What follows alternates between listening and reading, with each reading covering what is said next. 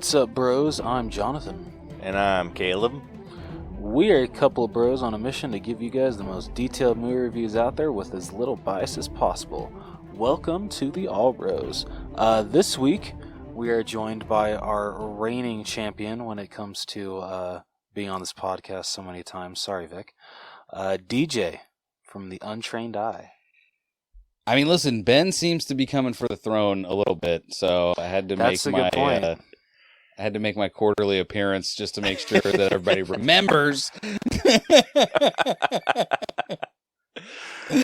exactly what time it is. I know, it feels like Vic completely fell out of the race there. Listen, Vic is the dark horse in this race, and he will be back.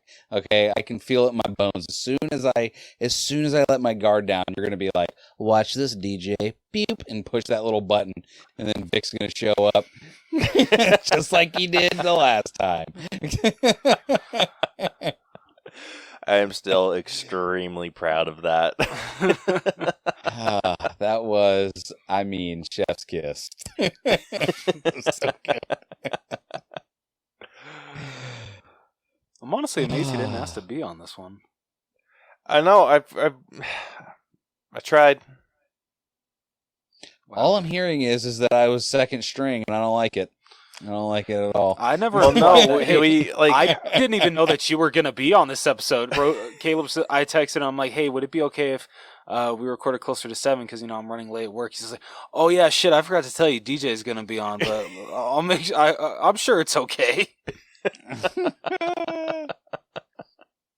And that's it. We're recording exactly at 7:00, so perfect timing. Yeah, exactly. I love you, Rose. Love you too, man. Anyway, this week on the podcast with 4K Spotlight and Through the Wall, we got 2 forms of bros news, so that's exciting. 2 different bros, but and then after that, we'll be moving on to our headliner of the evening, which will be our breakdown of Black Panther: Wakanda Forever. So, gentlemen, what do you say we get started? Say let's do it. I forget whose turn it is this week. Need motivation? Angry Dad Podcast. Trying to jumpstart your life? Angry Dad Podcast. You want help getting off the couch? Angry Dad Podcast. You need a verbal kick in the ass? Angry Dad Podcast. You want to hear from somebody who's been through it all? Angry Dad Podcast. I am here for you. You can find me on all podcast platforms. That ad read was over the top.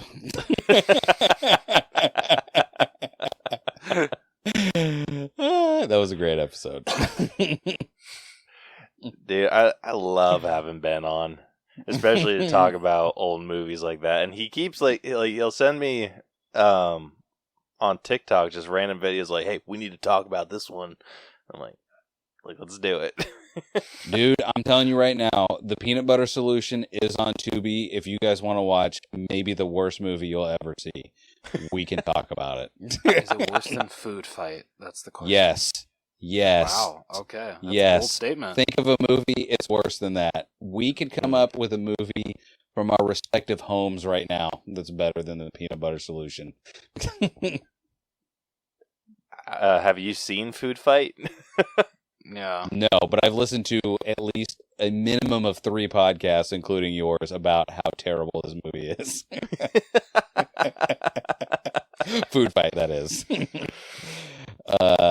But listen, I would be willing to put it up against Food Fight as being the worst movie you guys ever saw.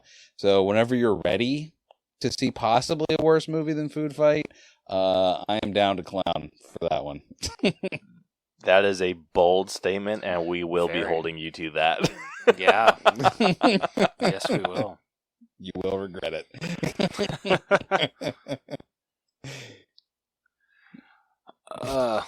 All right. So this week for 4K Spotlight, my personal favorite movie of the year is coming out on Blu-ray. Bros, which I actually already bought this movie digitally, literally the day it was announced, because I think it was in theaters for a month, maybe not even that. but it just wasn't doing that well. So like Universal's just like, okay, you know what? Let's put it to POV, see if it does any better with people just renting it. Or the only way that you could buy it was actually on Vudu. So I think I paid $30 to buy it. But I'll pay whatever to support this movie. So you know what? I'll be buying it on Blu-ray as well. Why not? F it. For how much I love this movie, I'm happy to support it. Yeah, I got the email and everything that you bought it, and Brielle got a notification too. Like, she was checking my phone because she just heard that I had a notification while I was in the shower. She's like, "Hey, did you buy Bros?" I'm like, "What? No." And I'm like, "I think that was Rose." No, I promise I didn't charge your card. It was mine. No, dude, I freaking double check that shit whenever I buy a movie on your Vudu. Don't worry. I still need to go through. Do you still have access to that, DJ? I do, and we just watched Spiral 2 days ago, I think. Ooh. Nice. What'd you think of that? No, thank you. Are you a big Saw fan? I am. Beth and I, collectively are very big Saw fans. We bought the movies separately. There was like some DVD, like get all 7 or 10 or whatever movies collection. We bought that. Like we've seen them all too many times. Saw 1 is the classic of classics.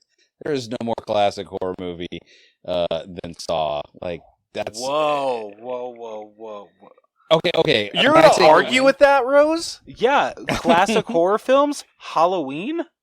Okay, well, that's not the same that, thing. Not the same thing. But he said classic horror films. He said classic of classic horror films. That puts Halloween into the mix. And I'm sorry, well, nothing. Caleb. So what I will say about that, don't be talking shit on Halloween. I'm not talking shit. If you're going to the upper echelon of classic horror movies, your Michael Myerses and your Jasonses and your Freddyses, they held that 3-man crown for a long time, and I think Jigsaw slid his way up in there with at least that first Saw movie, because that was, I mean, spoiler alert for the end of Saw, but I was like, I pulled my own face off when he stood up at the end. I was like, what is this movie? What is this movie? Like, it's so good. It's so good. And Spiral was something all right. It is definitely a huge departure for the franchise. So I get where you come from. Okay. Small divergence. What I liked about Spiral is it seemed like an 80s movie made today, because it was very like, Captain, I can't believe you're talking to me like this. And they're like, get it together, man. You gotta get whatever and stop acting like a rat, or whatever the whole thing was. And just a lot of like over the top yelling about doing cop stuff. And I'm like, all right, we got it. You're the only good cop left.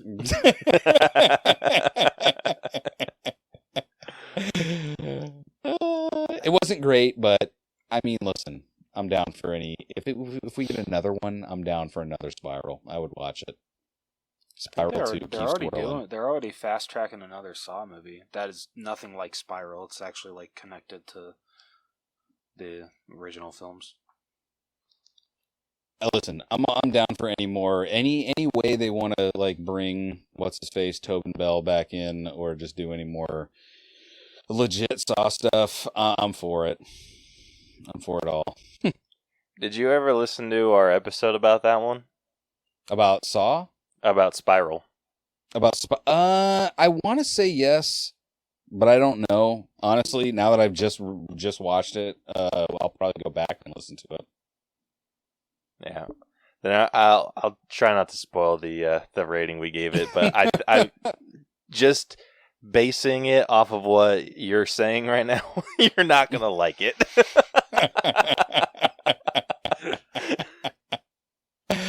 I would have had some notes.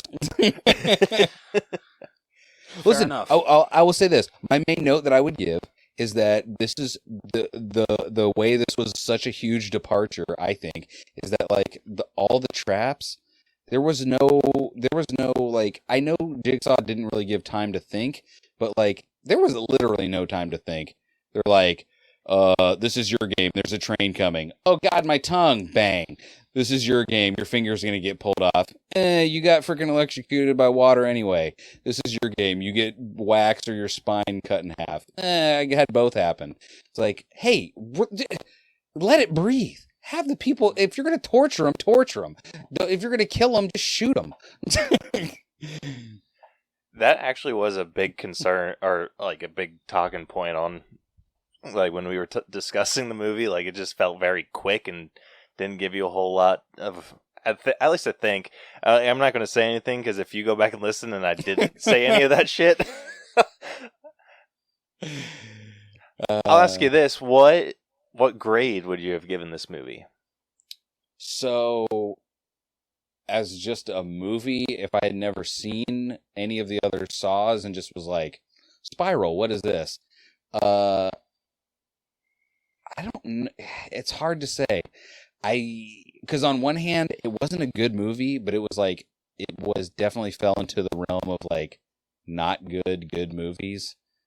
Like it was like cheesy, but like, you know what? I'll make a decision. I'd give it a 72. That's what I would give it. A 72? Yeah, Yeah. You're probably not going to like that episode. Hey, listen, if your guys' TikTok has taught me anything, you guys have very controversial opinions.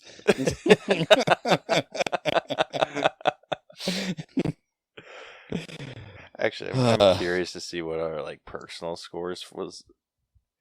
Okay, actually, our personal scores weren't far off from what you said. Ha ha ha. But there are definitely some things that brought the movie up for us. So I'll tell you this. Agree. This is the last thing I'll say. I wish Chris Rock, this had been the catalyst for him to do more like serious stuff, because I liked seeing him. I think he was way over the top in that movie, but I like the idea of him playing a grizzled anything, cop, mercenary, whatever. Like I would like to see him do something more like that. That's fair. Yeah, fair enough. So yeah, Bros comes out tomorrow. So completely off subject there. They high five you know with what? their wieners. That's okay. I haven't seen the movie. I figure that's what it's all about. Well, if you want to check it out, man, it's on Caleb's Voodoo. Yeah, I did listen highly to your recommend. guys' breakdown of it. So yeah, I liked it a lot. There was one comment on, I think, I forget which movie, but someone commented like, "Oh, you gave this movie this grade, but yet you gave Bros, which is trying to be so political, a freaking full price ticket. That is such bullshit." This is like, A, this is our opinion, right? And B, exactly. Who doesn't like people like rom-coms? Like they're not the biggest. They're not the biggest money getters, but Caleb, what is your go-to sick guy movie? I'm a sick boy. What do I do? What should I watch? The Notebook. The Notebook. So all I'm saying is, I guess that's not a rom-com, but there was probably one funny part in it. There was probably they have a few funny parts there. in it. It's a good movie. Screw you guys. No. I didn't say anything. I'm not mocking you. I wept like a baby, even though it's ridiculous. Who dies at the exact same moment from holding hands? They do. It's a sweetheart moment. Spoiler alert. I haven't seen the movie. What the hell, guys? If you haven't seen it, you're probably not going to watch it at this point. Don't even, Rose. You know what? Joke's on you. I was going to watch it yesterday. Wow. Yesterday. Tomorrow. So. Well, when this comes out, it will have been yesterday. So there you go. Yeah. What do the time math on that one. Please don't ask me to do math. Sorry, it's 7 p.m. and we're a little loopy. Yeah. Poor Caleb. It's freaking 10 p.m. there, basically. Yeah, it is for both of us. Yeah. Oh yeah, I forgot. Yeah, you both are 2 hours ahead. My bad. yeah. Anyway, so you had a point about bringing up Notebook? Me? Yeah. Yeah, I'm sure I did. I don't know what it is anymore, but At least he's honest. Oh yeah, I was saying everybody loves a good. I was agreeing with Rose. I'm saying everybody loves a good rom-com. They're not necessarily the highest money getters, but they stay being the classics. So how about everybody just relax? Do you guys watch Billy on the Street at all? I see it on TikTok, and that is literally the only place I really knew him from before that movie came out, and he's the best for that. I'll tell you that. Seriously, one of the best promotions for this movie was when he was going around and like asking people if they have their tickets to Bros. And the best one is when he walks up to one lady and he's just like, "Ma'am, did you know that before they had one gay rom-com, they had 3 movies about Groot?" And she's just like, "Oh my God, that's insane." Saying, "I am Groot." He's like, "Well, I am gay and I finally have a movie about me." And then freaking she's just like, "Oh, is it going to be on streaming?" He's just like, "No, you have to get up off your ass and do something called leaving the house." It's how we're having this conversation. Just continue on to the box office. Yeah, exactly. It's just right around the corner. Come on. Yeah, I've never watched Billy on the Street, but anytime his videos pop up on TikTok, I'll sit through them because he's hilarious. He really is. He is. I love him. All right. Well, moving on to Through the Wall.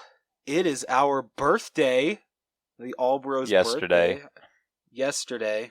As of the day we're recording. Oh, shit. Oh, I feel like I know.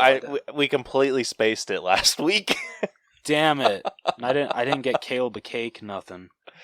I know. 5 years of the podcast. Holy shit. I can't believe we've been doing this for 5 years. Holy shit. Wow. Yeah, we were talking about that before we started recording. Like, the Untrained Eye started, what do we say, like 7 months after you guys? Yeah, so 6, we're 7 4 months. years old, but it's like, wow. Like, it doesn't seem like it's been that long at all. Yeah, it's wild how quick this time has flown by. Like, it's been awesome. Like, love podcasting. Like, there's... Like, our numbers are absolute trash if I even try to pay attention to them. But, so I think everyone knows we do this for the love of doing it. It's our excuse to get together once a week. So, yeah. Yeah, I mean, congratulations, guys. You've earned it? I don't know. I think that's the wrong sentiment. We've worked for it. I love you guys. there we go. All I got you was my awkward responses. Sorry. That's all we want, DJ. We appreciate it. Yeah, totally fine. So that's why I put it in the Through the Wall, because we forgot about it last week. Oops. Oh well. Well, if you guys didn't send us, birthday cards, it's okay. We forgot to. We'll forgive you this year. Yeah, next year's a different story, though. Yep. Yeah. Right. What is the official birthday? November what? 11th? November 14th. So mark your calendars, dorks. Yeah. Dude, should we... Imagine if we just opened a P.O. box just for that reason, to see if we actually just got a birthday card. Just to see if we actually got a birthday card next year. That would be hilarious. I'm not opposed to it. I might actually just do that. We have a P.O. box, and we had one listener send us a happy 1 year, or it was either for 1 year or for 100 episodes, one of the two. And not gonna lie, like, P.O. boxes are not worth it, but they are for that one birthday card that we got. That's awesome. It's so expensive to get no mail. How much were you spending a month? I don't want to talk about it. Oh, shit. Dude, Right, and you have to buy it 6 months at a time. You have to buy it 6 months at a time. Listen, I'm just saying you could have a P.O. box, or you could get a moderately priced John Wayne Gacy memorabilia item. Exactly. See, DJ gets it. Fair enough. So there you go. Oh shit.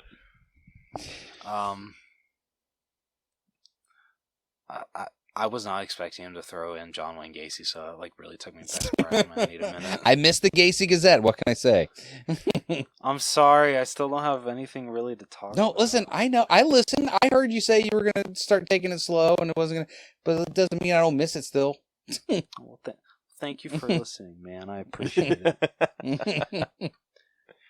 Hopefully, if what Caleb's talking about with his job comes to fruition, I can actually have him on an episode of the Gacy Gazette, because that would be amazing. Have me? Yeah. Oh, okay. Are you getting a job as a clown, Caleb? No, okay, no. So, I brought this up with you a little earlier, but we didn't get a chance to talk about it. So so the museum that me and Rose went to, the Grave Face Museum, Mm-hmm. They just have a bunch of like weird shit.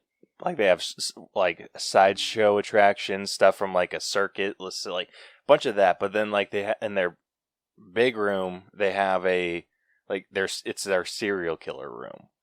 Mm-hmm. So they have a bunch of stuff up there, and so we went to go visit, and Rose started chatting with the owner's wife, and she was just talking about all like these different projects that we had, and like their stuff is just, like it's very low budget. Like all of their stuff is are like the little plaques that you read are all on like laminated paper and like stapled to the wall.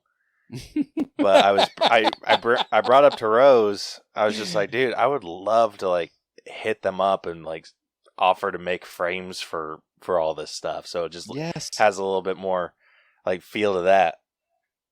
Never hit them up or anything, but Rose was chatting with like the owner about some of like the Gacy memorabilia that he was buying and whether it was like authentic or not, which it ended up not being. Okay, one item wasn't, but at least the other one that I bought was, thank God. But I was on our Instagram, like I was posting one of the TikToks, and I saw on that museum they had a post like calling out and being like, hey, if you know a woodworker or a carpenter of some kind, like hit us up or like have them get in touch with us, like we're needing a project, like some projects done. And so I messaged them because that's something I like to do in my free time, and I'm like, might as well get paid for it. Yeah, why not? So I hit them up, and they wanted me to come over and like meet with them. So I went and like chatted. They want like this new entryway, so they have a record store too, and they have some like weird stuff in there. But they have like this back area, and they want it to be like a tiki house, and it's basically all done. But the guy that they usually work with has been working on movies a lot lately, and so he's like kind of outside of their pay range now. And so they're like, yeah, we need a new person to work on this. And I was just like, hell, I'm down. Like, as long as like, if you treat me fair, like with pay and everything, like I'll treat you guys fair. I won't like overcharge or nothing. Like, just kind of like one of those deals. And so they're like, all right, cool. Like, let's see how this project goes first. And then, like, if we like working with you and your work, like, we'll continue on with this. And, like, we have a bunch of other projects down the line. And I'm like, sweet. So, like, starting off with this, like, tiki entryway project, which should be cake. And then like next they want to do this this catacomb hallway in their like the museum that we went to. And so they're like, "Can you build like a hallway like and then like make it look like a catacomb?" And I'm like, "Probably." And they're like, "All right, fantastic." So they're going to take all of that and all because they have like a bunch of like satanic looking stuff in the serial killer room. So they're going to take all of that, move that down into the catacomb hallway. They've already taken all their what's his name? Not Ed Helms. That's Ed was it Ed Gein? Yep, that one. Ed Helms from like Ed The Helms Hangover, to Ed right? Yeah. I mean, Totally the same people. Totally. So they just moved all of his stuff into its own little exhibit. And so they're saying like once like they clear out like all that stuff and like have the catacomb room, they're going to move the rest of the serial killer stuff to its own little area, and then they're going to turn that their current serial killer space into just a full-on John Wayne Gacy room. And they're like, and we have like big plans for that. And I'm like, okay, what do you want to do with that? And they're like, we want to make that space look like you're in the inside of John Wayne Gacy's house. Jesus Christ. Yeah. And I'm like, eventually you want me to build John Wayne Gacy's home? And they're like, yes. And I'm like, I am in. Because as we all know, that would be Rose's Disneyland. Yeah. But they want it to be like, they have some like crazy plans for that. Because what they want it to do, they want it to look like his house, but they want the entryway to be like you're going through a crawl space.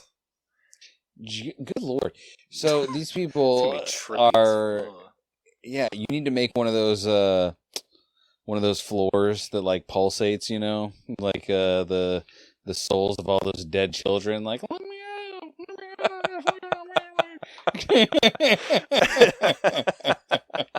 Because, by the way, what you are building, what they are not telling you is you are building a haunted house. That's what you're doing. Legit. And, like, they have a bunch of other projects, and they're like, yeah, we just need some shelves, and anytime we get, like, new storage, like, because they like to go... Wait. You just went from, we're rebuilding John Wayne Gacy's house. We also need, like, some shelves and stuff, you know. Doorstop.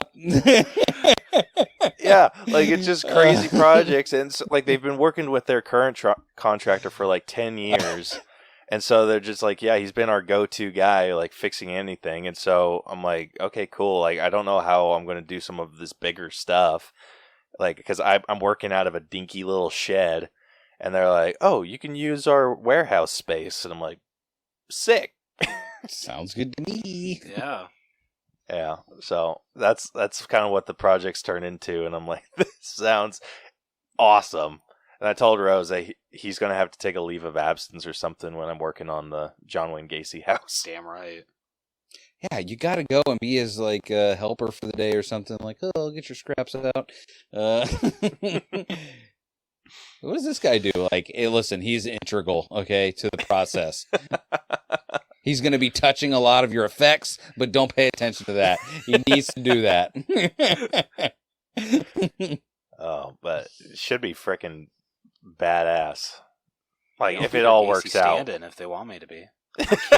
I'm kidding. You're totally not kidding. I would not do that. You're not even kind of kidding. Don't lie. Kidding. He's got the you face know what? paint on right now. Listen, you guys can't see. He's got the face paint on right now. Like, he's ready. I mean, I think I'd probably have to put on a couple more pounds, but, you know, I got the height. Throw a pillow in there. You'll be fine. Set. There we go. I'm set. Yeah, but that's the big project that they're wanting me to do for right now. That's awesome.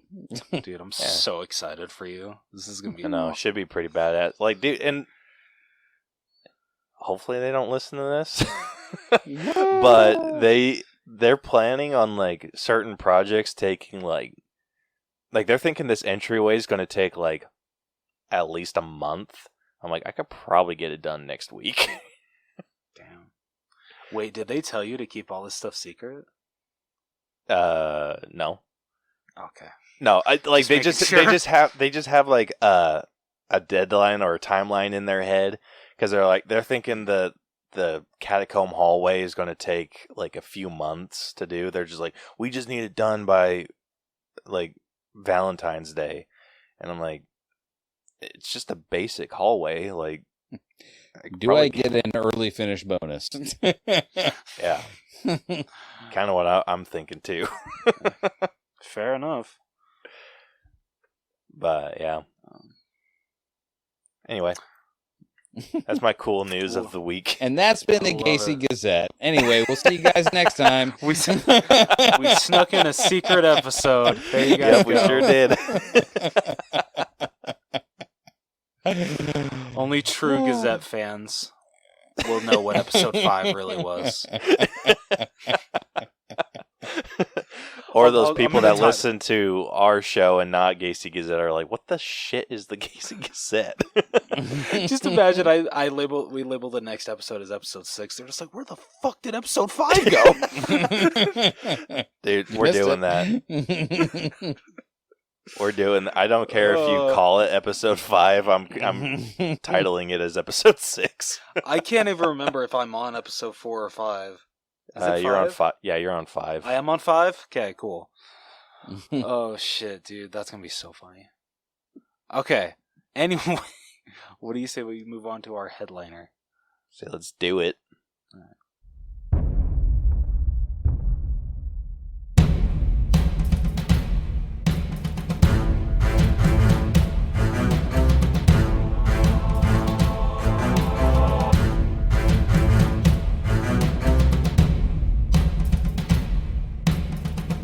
Alright, so for this week's headliner, we'll be breaking down Black Panther, Wakanda Forever. So Caleb, do you want to let everybody know how we break down films on this podcast? I would love to.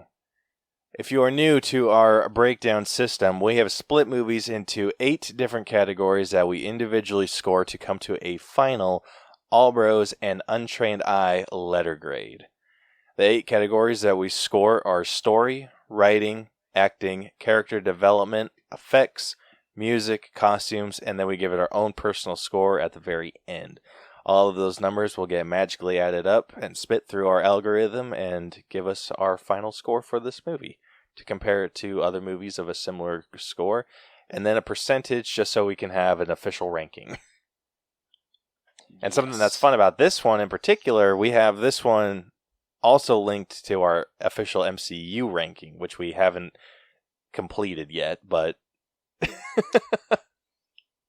like it's mostly like phase 1, phase 2 movies that we haven't scored. Yeah, we're really bad at that. Yeah, like one of these days. Wait, have you guys done Iron Man yet? No. Ooh, Beth and I were just talking about rewatching that, so just saying, wink nod. I mean, hell, if you want to break it down, sure. Yeah. I mean, listen, after Wakanda Forever, like, it almost seems like going back and revisiting Iron Man is a little necessary. Fair enough. That's fair. Yeah, that is absolutely fair. But yeah, like, we have... let's see. Like, there's been a couple that are just kind of, like, out. Like, we have an episode about Avengers, and we have one for Age of Ultron. But we started doing, like, consistent breakdowns on these movies, starting with Spider-Man Homecoming. Okay. So we have everything from Spider-Man Homecoming on. Okay. Yeah. So we still have like a few. So most of phase 1, not including Avengers, and then most of phase 2? Or was it we're in phase 4 right now, right? We're in phase... Yes. Well, technically we're in phase 5 because this was the final movie in phase 4. Yes. Yeah. Okay. So, yeah, we still got some movies in phase 2. So it's like Guardians of the Galaxy, Doctor Strange, Civil War, Ant-Man, the first Guardians of the Galaxy, Winter Soldier, Dark World, Iron Man 3, and then the first Avenger, Thor, Iron Man 2, Hulk, Iron Man. Those are ones you have done or have not done? Those are the ones we have not done. Oh, buddy. Yeah. we got a few. I don't know if we're going to do like full episodes about it. I think that's just something we might do behind the scenes. I mean, you could mash up like all the Iron Men into one, or like all the Thors into one. Well, you guys already did Love and Thunder, right? Yeah, like we have Thor and Dark World that we would need to do because we've already done Ragnarok. We actually like Ragnarok was our first like breakdown. That's true. It was. Yeah, and then we did like that's a good one to start with. Ragnarok was a great movie. Yeah, I heard the like the podcast that inspired me to like and Rose to kind of do one was that like they were talking about Thor Ragnarok, and we were like pushing really really hard to like get everything like ready and to record a podcast episode about Thor Ragnarok. And so we did that, and then there's like Justice League after that, and then all the way here. Like, yeah. You can track our progress. I think after Justice League, didn't we try to do like a 2-movie episode, but like it did not. Yeah, that was horrible. I think wasn't it like Coco and The Last Jedi? Yeah. Yeah. See, you got to do idea. like if you're going to do off ones like that, you got to do verses. You know what I mean? Yeah, Coco versus The Last Jedi. And you're like, oh my god, they like The Last Jedi better. Yeah. Absolutely not. That was an interesting episode and a complete and utter shit show. Yeah, dude. I mean, listen, straight you up. need those. You need those, and you need the early ones to remember. You gotta remember. I recently listened to like the first 2 or 3 episodes of Dragging the Table, my solo podcast. Don't do it. It's the worst. It's the worst. But I leave it up there to remember. I think it's easier to hear other people be cringy rather than yourself. Because when it's yourself being cringy, you just kind of want to walk into traffic. I start folding into myself until I just disappear. And I'm just like, all right, I'll catch you guys in the next life. I'm done with this one. Yeah. Dude, every time I feel like I need a humbler, I listen to the first like 5 seconds of our first episode. And I'm like, okay, there we go. So the podcast that I do with my wife and co-host Bethany, the love of my life, if you listen to, I don't know, the first 20 episodes of that, I'm like doing an introduction to a podcast, and it's literally, I'm like, guys, you're about to hear a podcast. We talked about some stuff. We laughed about some stuff. It was a great episode. There was laughing and talking. I don't know if I mentioned that, but, you know, we love doing the show. It's a great show. Anyway, here's the show. That happened like 20 times. Okay. Because I was like, people aren't going to understand unless I tell them. So here you go. Oh, man. Dude, I remember our early ones. I went through, like, for a lot longer than I probably should have. I was cutting out all the ums and the... Oh, my God. Like, yeah. I got so good at picking those out. Like, I could scroll to a random episode and be like, that's an that's an and, that's an By the way, that is what no one understands about podcasting is when you're in that phase of over editing everything and you do something that is just magic. you're like, look at how I joined all this together. I'm a wizard. And no one notices. No one notices. And you've done literal magic. And no one will ever know. Yeah, it's funny. It's because it's like one of those deleted scenes or just like stuff that like people have shot. No one will ever see that stuff that like the extra stuff you shot because it's not in the movie. Yeah. Listen, my version of that was what we used to record on was like sometimes it would just not. It would just be like, nah, we're good. Because we would just record. I think we were recording straight into Audacity and it was just not, it would just drop. And so I would perform actual literal miracles and I would join things together in ways that were impossible. And I was like, yes. And people were just like, the episode was pretty good. Like, pretty good? I'm a surgeon.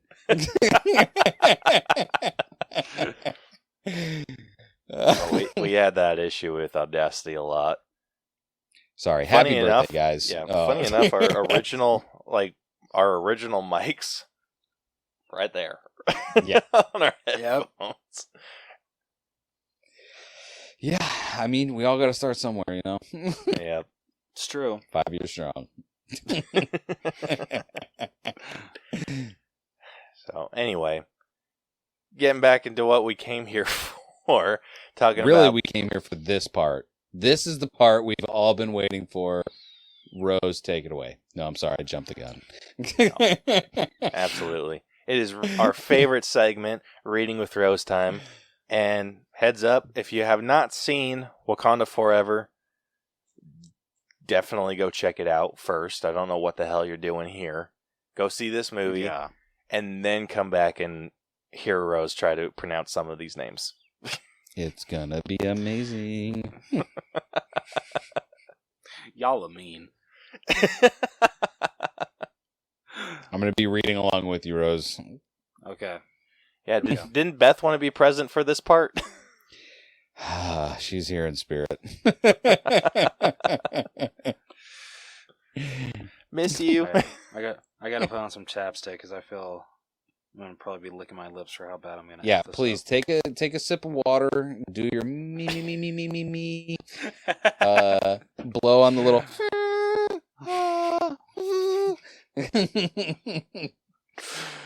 All right, here we go. T'Challa, King of Wakanda, is suffering from an illness which his sister, Shuri, believes can be cured by the heart-shaped herb. Shuri attempts to... I already fucked it up, and it's not even a freaking name, it's just a freaking word.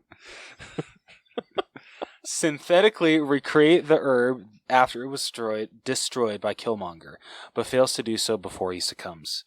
1 year later, Wakanda is under pressure from other nations to share their vibranium, with some parties attempting to steal it by force. Queen Ramonda implores Shuri to continue her research on the heart-shaped herb, hoping to create a new Black Panther that will defend Wakanda, but she refuses due to her belief that the Black Panther is a figure of the past.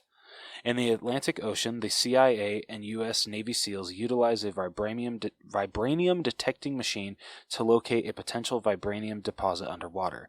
The expedition is attacked and killed by a group of blue-skinned, water-breathing superhumans led by Namor, with the CIA believing Wakanda to be responsible. Namor confronts Ramonda and Shuri, easily bypassing Wakanda's advanced security. Blaming Wakanda for the vibranium race, he gives them an ultimatum: deliver him the scientists responsible for the vibranium detecting machine, or he will attack Wakanda. Shuri and Okoye learn from CIA agent Everett Ross that the scientist in question is MIT student Rory Williams. Rory Williams. That's an easy name too. Yeah, I know. It's a white ass name, and I effed it up. And they arrive at the university to confront her. The group is pursued by the FBI and then by Namor's warriors, who defeat Okoye before taking Shuri and Williams underwater to meet Namor. Angered by Okoye's failure to protect Shuri, Ramonda strips her of her title as general of the Dora Milaje and seeks out Nakia, who has been living in Haiti since the blip. Namor Oh my god, Jonathan. Namor, thank you. Shows Shuri his vibranium-rich underwater kingdom of Talokan? Is that how you pronounce it? Talokan, thank you. I'm sure you're loving this, right, DJ? Oh, for sure. It's Riri Williams, by the way. Damn it. Son of a bitch. Yeah, I caught that one too. I just didn't correct it. But listen, you got the Dora Milaje. I have only heard these words and never seen them, and you have actually been killing it hard because I was like, the Dora Milaje, what? Oh, shit. All right. Which he has protected for centuries from discovery by the world. Bitter at the surface world for enslaving the Maya, Namor proposes an alliance with Wakanda against the rest of the world, but threatens to destroy Wakanda first if they refuse. Nakia helps Shuri and Williams escape, and Namor retaliates with an attack against Wakanda, during which Ramonda drowns, saving Williams. Namor vows to return in a week with his full army, and the citizens of Wakanda relocate to the Jabari, I hope I said that right, mountains for their safety. Yes. Meanwhile, Ross is arrested by his ex-wife and CIA director Valentina Allegra de Fontaine for secretly exchanging classified intelligence with the Wakandans. Oh, hold up. Yeah. Did they address that was his ex-wife? Yes. They did. Yep, they did. When? When he was in the car with her, because he was saying that his wife called, and she was like, something about, like, she mentioned something about, like, you're going to tell her you're with your ex, or something like that. Like, yeah, it was... And I think there's also a part, like, when the first part on the bridge, when she's just like, oh, hey, can you give me a ride to the... So it's such and such, and he's like, yeah, but that's a 9-hour drive. And she's like, yeah, but I got a lot. I want to apologize about our about our marriage or something. Dude, yes. I completely skipped over that in my brain. Oh shit, really? I must have missed that because that was okay. Continue. That was news to me. All right. Using a remnant of the herb that gave Namor's people their superhuman abilities, Shuri reconstructs the heart-shaped herb and ingests it, gaining superhuman abilities and meeting Killmonger in the ancestral plane, who urges her to seek revenge. Shuri dons a new Black Panther suit and is accepted by the other Wakandan tribes as the Black Panther. Despite M'Baku's urges for peace, Shuri is determined to exact vengeance on Namor for Ramonda's death and orders an immediate counterattack on Talokan. Talokan. I'm going to get it right. Actually, I think that's like the last time that they say it in this, so. Yeah. Preparing for battle with a... Oh, Ayo. I don't know how to say it. Is it... Caleb, do you know how to say that name? Is it Ayo? Ayo. Ao? It says Ao? Okay. Assuming position of general of the Dora Milaje, Shuri bestows... I don't know why I said it like that. Shuri bestows the Midnight Angel armor upon Okoye, who in turn recruits Dora member Anika to join her. I hope I said that right too. Or is it Aneka? Yep. It is Anika? Yep. Yes. Williams creates an Iron Man-esque powered exoskeleton to aid the Wakandans. The Wakandans lure Namor and his warriors to the surface as a battle ensues. Shuri traps Namor in a fighter aircraft intending to dry him out and weaken him. The pair crashes on a desert beach and fight. Shuri gains the upper hand but realizes the similarities between their paths and implores Namor to yield, offering him a peaceful alliance. Namor accepts and the battle ends. Namor's cousin, Namora, is upset at Namor's surrender, but Namor reassures her that their new alliance will allow them to conquer the surface world one day. Williams returns to MIT, leaving her suit behind, while Okoye rescues Ross from captivity. In Shuri's absence, M'Baku steps forward to challenge for the throne. Shuri visits Nakia in Haiti, where she burns her funeral ceremonial robe in accordance with Ramonda's wishes, allowing herself to finally grieve T'Challa. In a mid-credit scene, Shuri learns that Nakia and T'Challa had a son named... I'm going to fuck this name up too. Toussaint? Is that how you said it? Yep. Okay. Toussaint, who Nakia has been raising in secret far from the pressure of the throne. Toussaint reveals his Wakandan name, which is T'Challa. That was an amazing read. Thank you. I felt good about it. I saw almost no errors in that one. This was an unsuccessful reading with Rose. We have to spell it right this time. I didn't forget R-E-E-D. Oh, shit. Ugh. So, what'd you guys think? Dude, I hated it. this movie was so Totally kidding. freaking good. Yeah, it was amazing. Like, Great sequel. I agree. Yeah.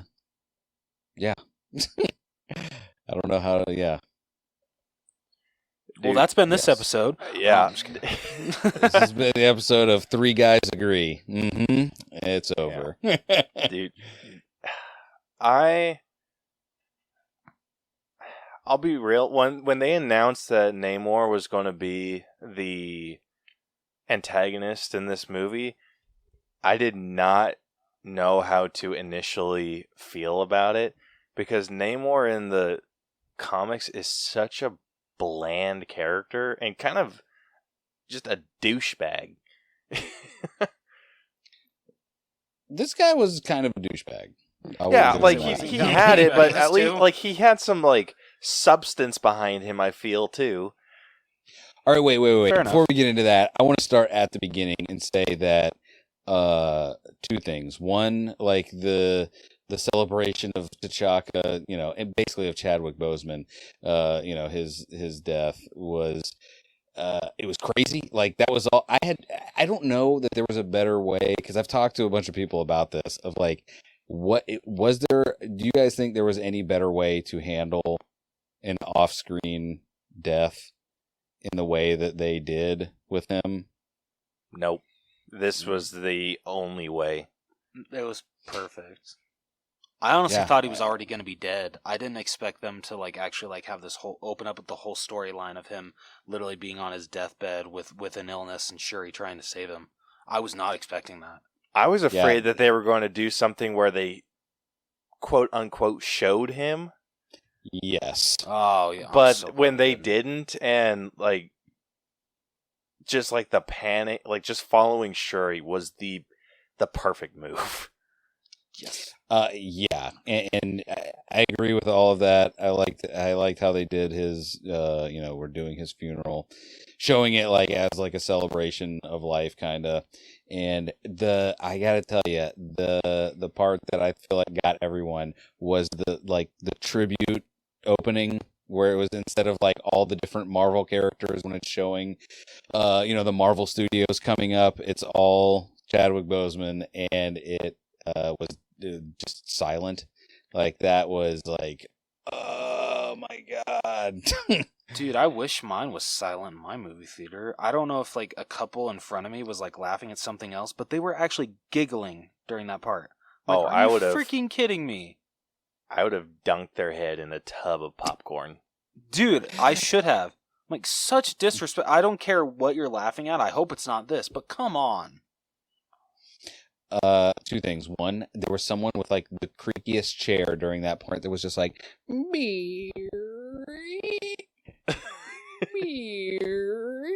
the point to where it was for a minute I was is that supposed to be happening? Is this part of what's going on? But I don't know about your guys' theaters. Ours actually did have giant tubs that said Wakanda Forever on it, and we totally got one. Yeah. Pretty sure Cinemark had them. I did not get one. I probably should. I went to AMC, but yeah, I didn't get one. Dude, I feel so spoiled when it comes to these new releases, because because of my schedule, I can go and see a new movie on Thursday at 3:00, right before everyone gets off work. They even offer discounts for new movies. My AMC offered a 25% discount because no one was showing up to this viewing. Like, I walked in, there was maybe 10, maybe 15 people in the theater. And it was like a big-ass freaking theater, too. And... That's awesome. Yeah, and so anyone who made a noise got, like no one made a noise during the intro, luckily. But anyone who made a noise throughout the movie got, like, an instant death glare. Good. That was the cool thing too. I thought is like basically the first bit of the movie and the last bit of the movie. I felt like was dedicated to him, dedicated to T'Challa, but to Chadwick Boseman, which was I don't know. It was the end of this movie was really good. Like there were a lot of good parts in this movie, but I don't know if the end is supposed to be your favorite part, but I think the end was my favorite part of this movie. Like the last, I would say, like 7 to 10 minutes of it, including the mid credit scene. Like that was, it was. I don't know. It's been a while in a Marvel movie since my mouth has dropped that wide. When Nakia announced that they had a son together, I'm like, what? And then, God dang it, when he, I mean, do we want to talk about this right now, or are we going to talk about the beginning? I don't know, because I'll talk about. I feel this now. we bounce around, so it doesn't really matter. Him being named T'Challa was like such a freaking like a gut punch, and because you knew that was going to be his name, even though they didn't call him that at first. Like, and tell him your real name. It's T'Challa. Like, oh God. But one thing from like a what is going to happen? Why do you have to this? To me, that did a lot of things. Like, it was cool to see that was going to be the continue. Like, T'Challa was still going to exist in the MCU, but it also answered the question of like people are saying like, oh, the Black Panther, what, you have to retire T'Challa because Chadwick Boseman died? No. They actually found maybe the most interesting way of recasting that role ever, because now Shuri gets to have plenty of time to be Black Panther. M'Baku gets to be leader of Wakanda for a while, and then T'Challa gets to come home and be like, what's up? It's me, your boy, back at it again. I'm ready to be Black Panther. I'm ready to be king. What's up? And M'Baku's kid is going to be like, but I'm the new leader. And he's like, nope, I am the true descendant. Like my father before me. It's a Star Wars thing. My arm. I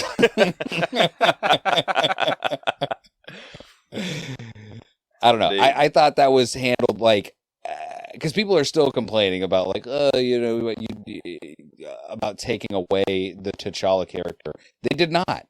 They recast it in the coolest way that I think you could have done that, in like a homage to him, to that character, to Chadwick Boseman. Like it's a rebirth of that character, rather than just putting another guy that just kind of looked like him in there and saying, look, it's T'Challa. He just came from another dimension. There's multiverses now. Am I right?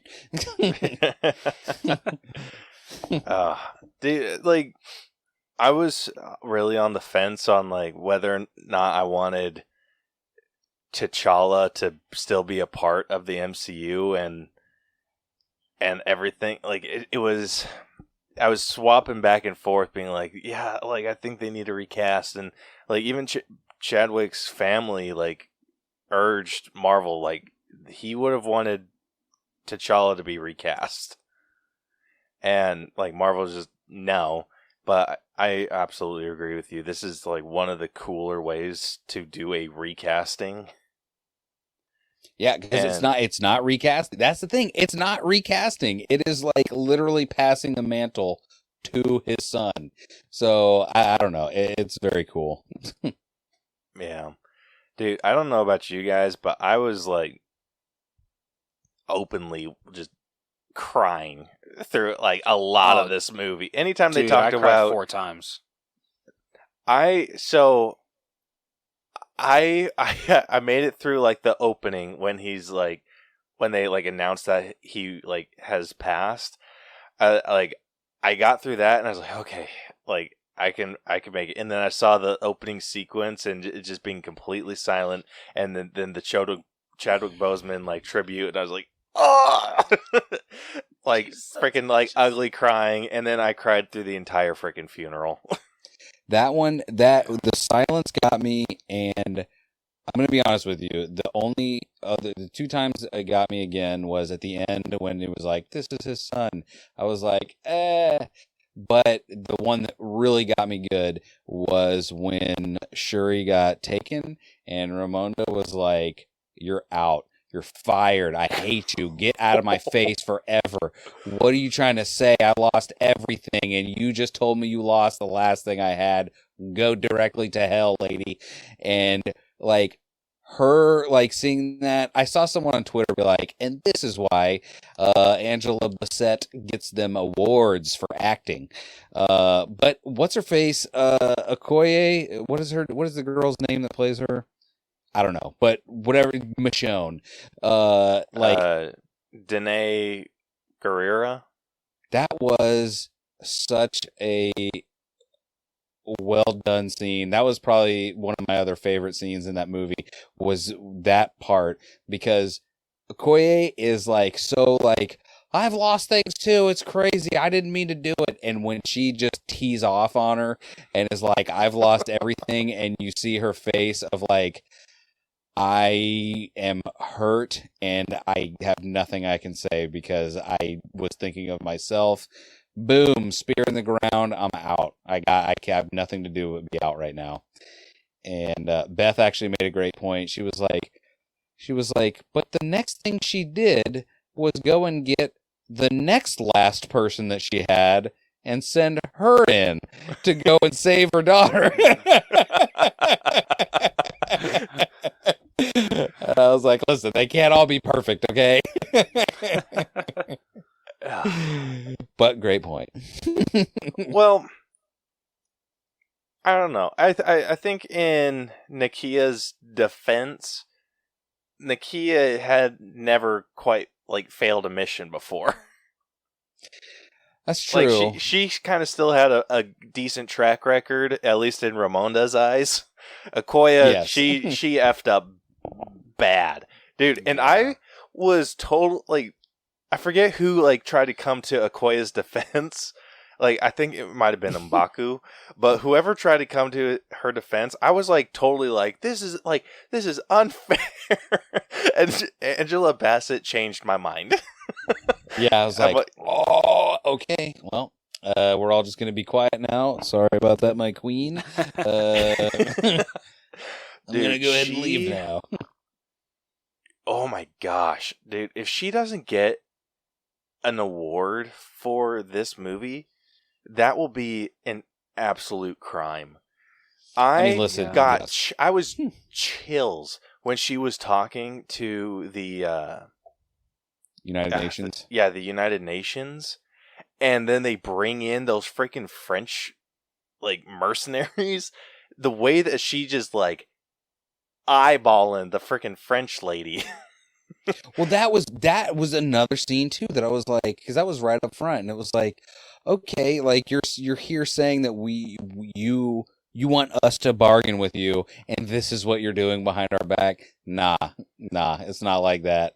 Like, you don't get to pretend like we're being diplomatic and send your freaking dirty work boys in. No. And they're gonna kneel in front of us. How about that? Dude, I don't know about you guys, but I knew something was up. Like when those guys were breaking into the lab. As soon as that one chick was just, when he's like, who's in charge, and she immediately pointed, I'm like, you didn't really put up that much of a fight. Yeah. And I was like, something's fishy, and then the freaking gates open and the Dora Milaje come in, and I'm like, yes, like you guys are screwed. That's great. I was watching something today too that I forgot. I need to rewatch. What was it? The Falcon and Winter Soldier show.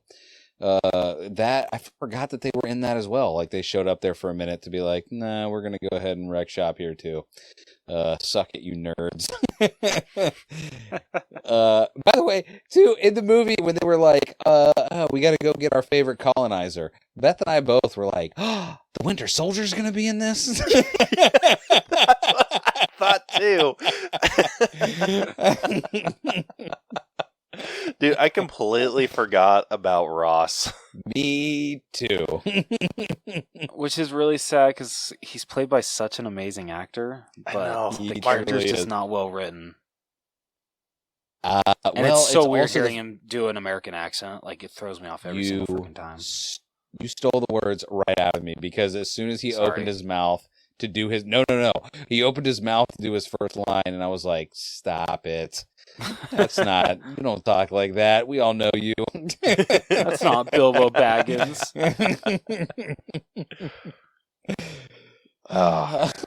Dude, but freaking Namor... They made him so interesting, like way more interesting than I've ever read about him. That's okay. Like, so I'm not sure like what you guys know about him from like comics or whatever. Jack shit. Yeah, so they kind of rewrote everything about him. So like the only thing that they kind of got like on the money with was that he's a mutant. But he is like the ruler of Atlantis in the comic. And he's like someone that carries around a trident. He's basically Aquaman. But I think they made him better than Aquaman. Well, that's what I was going to say, is like, I haven't seen the Aquaman movie. My only experience with Aquaman on the big screen is in Justice League, and I think I still like Jason Momoa better than this guy because I don't really know this guy, but I for sure like Namor much better than Aquaman. Like, no hate to Jason Momoa, but it was such a cool... Everything about it was great. Like, I liked him because he was... what we were saying, part of his thing was he was a douchebag. He is a douchebag, but he is like... He has got... he is clearly like a very thoughtful, tactical leader. Like, he is always thinking steps and steps ahead of everyone. Like, the end of the movie was like the perfect thing of it, because we're like, as soon... You said it in the description, Rose, like when he was talking to her, and he was like, listen, just relax. They're going to attack them first. So they're not coming down here. They're for sure not coming down here. So just chill. They're already going after them. They're going to continue to go after them. And when they do, ooh-wee. It's going to be so good for us. Oh, dude, I love like what they did with Namor and like his new heritage, like starting off in like the Mayan, Aztec world, and like so good. Like, Namor in the comics is so freaking boring. The most interesting thing that he does has been like tricking Invisible Woman into having an affair. The shit? Yeah, so in the comics he uses his like, he has like pheromones that he puts off, and it like he used it to seduce Invisible Woman. And I love the memes that have come from this, like posting a picture of John Krasinski. I don't know where you are, but I love you, girl. Yeah, but like the picture, like I love like the picture, like they'll put a picture of John Krasinski's Mr. Fantastic and then Namor, and being like, yeah, Reed is definitely losing his wife. Oh my god. That's amazing. What was I going to say? I lost it. It was something about Namor. He was intimidating. It was. Oh, that's what I saw. Is this, like, I don't know if this is true. I saw it on the internet, but apparently in water, he has, like, Hulk level strength. Like, that is supposedly, like, his power range is Hulk level while he's in the water. Yeah, I think I saw that somewhere, too. Yeah, That's so bananas to me. I wouldn't say that's like comic accurate truth, but Ryan Coogler did come out and say that when he's like as powered up as he can get, like he's on the same level as Thor. Like in terms of strength. I don't know. Yeah, I don't know. I'll be glad to see more of him show up in whatever capacity it is. Yeah, I hope we get to see more of him. It would be a shame if we didn't. It really would. Like that was what I thought. Go ahead. No, I was just saying. I just love like the everything that they added to Namor from this movie just blew the comic book version out of the water. Well, and I don't know. That's one cool thing that I think that the MCU has done is like they took, because I remember when Civil War, I've said it too many times, but when Civil War was coming out, I went and bought the omnibus or whatever that had all the whatever in it, and I read it, and I was like, well, this can't happen. Half these people aren't even in the MCU. What could they possibly do to make this movie even kind of like this? Like, the people they have writing, even though I don't necessarily agree with what they've done with maybe the last couple of movies, I feel like some questionable choices have been made. Like, one through line is that they are good at adapting what came in the comics to translating it to the screen in a way that like everybody can enjoy, even if it's not exactly comic accurate. Like, people that know the comics are, I feel like for the most part, still happy with what they get. And I only say that because they don't seem to be as adamant as Star Wars fans are. The haters, so that true. Is. Very true. By the way, for having no source material before the movies, Star Wars fans are wild. But anyway. Yeah, like, it's really cool, like, because I never like really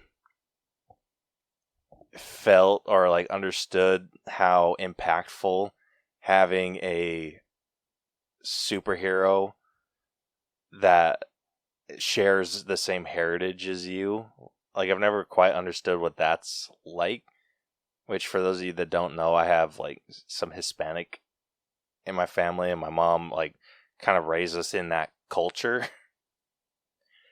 And so seeing a character like this, like someone that I didn't really like give two shits about, it was really cool to see someone like share that. Like to see someone on screen that shared that. And so it just kind of solidified those feelings of like representation for me. Hell yeah, man. I mean, like, yeah, we need like a more diverse superheroes or villains or whatever on screen. And I'm just waiting for the Italian superhero to finally emerge. I'm just kidding. I have 100 syllables in my name. What I thought was really cool about this movie, like, I didn't realize it until after I saw it, and I saw, I think it was like Straw Hat Goofy or something talking about it, and he was showing, while he was talking about it, it never struck me. He was showing one of the posters for the movie, and you see Shuri and everyone behind her, kind of in the normal way you would see all the Marvel characters. But then there's a line, and then there's the ocean, and then the reflection is Namor and his whole gang. And that, I was like, of course, they were trying to tell, because that's what I got out of that movie. It's like, oh, like these two people, or these two cultures, or whatever, they lived parallel existences without really knowing each other. I don't know.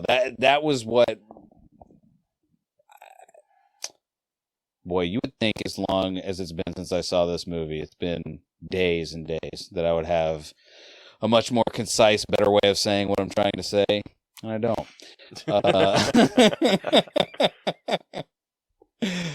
I don't know. I just thought it was cool to see, like, have them start to tell Namor's story, and you could see almost immediately, you're like, oh, this parallels almost perfectly to the Black Panther. Like, yes, it's not 10,000 years old or whatever it is that the Black Panther is, but it's the same idea of like, we need this protector that will help our people, that will help our people. Yeah. It like freaking amazing. Like Ryan Coogler writing this story, amazing. Yes. Like I can't even imagine having to rewrite your entire story. Like, I would love to hear what I know that Marvel's probably going to like recycle like what his original idea for this movie was, but I would love to hear what he was planning on for like a Chadwick Boseman if he were like alive, like what the plan was. You would think. I think you can see part of like there. I think a lot of the stuff that happened towards the middle of the movie, like the middle or like the back half of the movie, like it seems like there was a lot of stuff that was always supposed to be there, that might have been there from the beginning, but what was it? I mean, we haven't even talked about it yet. Riri Williams, like that was. What did you guys think about her introduction and kind of how they handled her in general, leading up to the end of this movie, I guess? I thought it was fun. I mean, I don't know. You guys might have more problems with it than I did. I don't. I mean, it wasn't like anything spectacular, but I thought it was fine. I will say I'm interested in the Ironheart series now. Yeah, same here. It's just it captured my interest in like Ironheart, and I knew a little bit about Ironheart, like not a whole lot, but I know that she's in like within the MCU is on the same like intelligence level as Tony Stark, and that's probably the limit of what I know about her. But I mean, from what we saw, she is really interesting. She's fun. Kind of has like a more naive Tony Stark vibe about her, which I like. So I'm excited to see.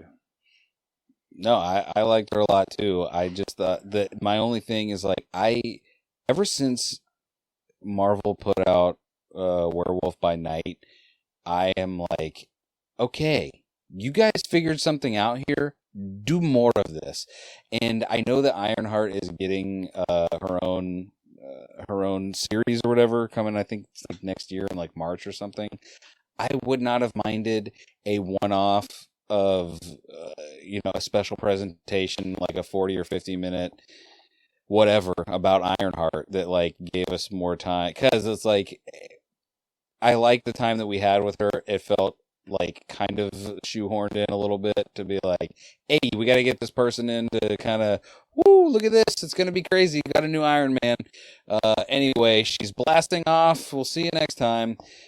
I just wanted to see more is really what it boils down to. So I can't wait for that series, but yeah, I don't know. I liked her a lot too. Yeah, she was really fun, and I love like the scene where they were in her dorm room, and Okoye just scares the ever living shit out of her. And then what is it? She throws a Bluetooth speaker at Okoye. Yep. Just slices it in half. And then she just like straight up like insults Okoye's makeup. Like, because she's covering, like, the tattoos on her head and everything. Like, I thought that was the funniest shit. It's funny, because I saw something that was showing how, like, that scene compared to when Tony Stark first came to Peter Parker. And Riri, she makes me think of.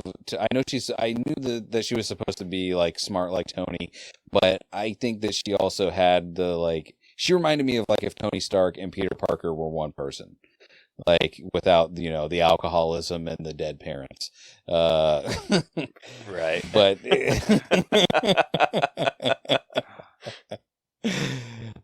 But I mean, also too, like one thing I feel like I keep at least forgetting about, and I'm sure, I don't know, everyone else probably is too, is like they are basically right in front of us being like, every movie you're going to see that here's a new Young Avenger, new Young Avenger, new Young Avenger. Like, here it comes. I completely forgot.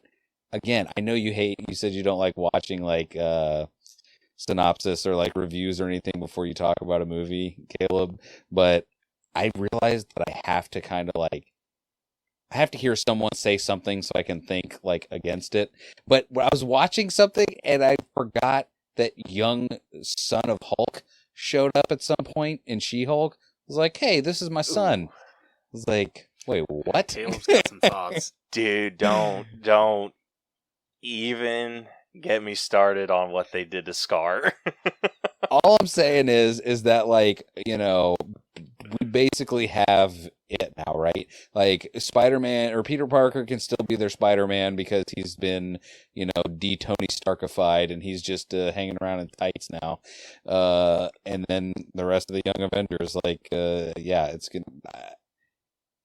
I don't know. That also, seeing her made me look forward to that too. Yeah, dude, I'm kind of excited to see like if they do more with Spider-Man within the MCU. I'm kind of excited to see him as like the veteran. Yeah. Like the one who's been through like the shit. The 20-year-old vet. Yeah.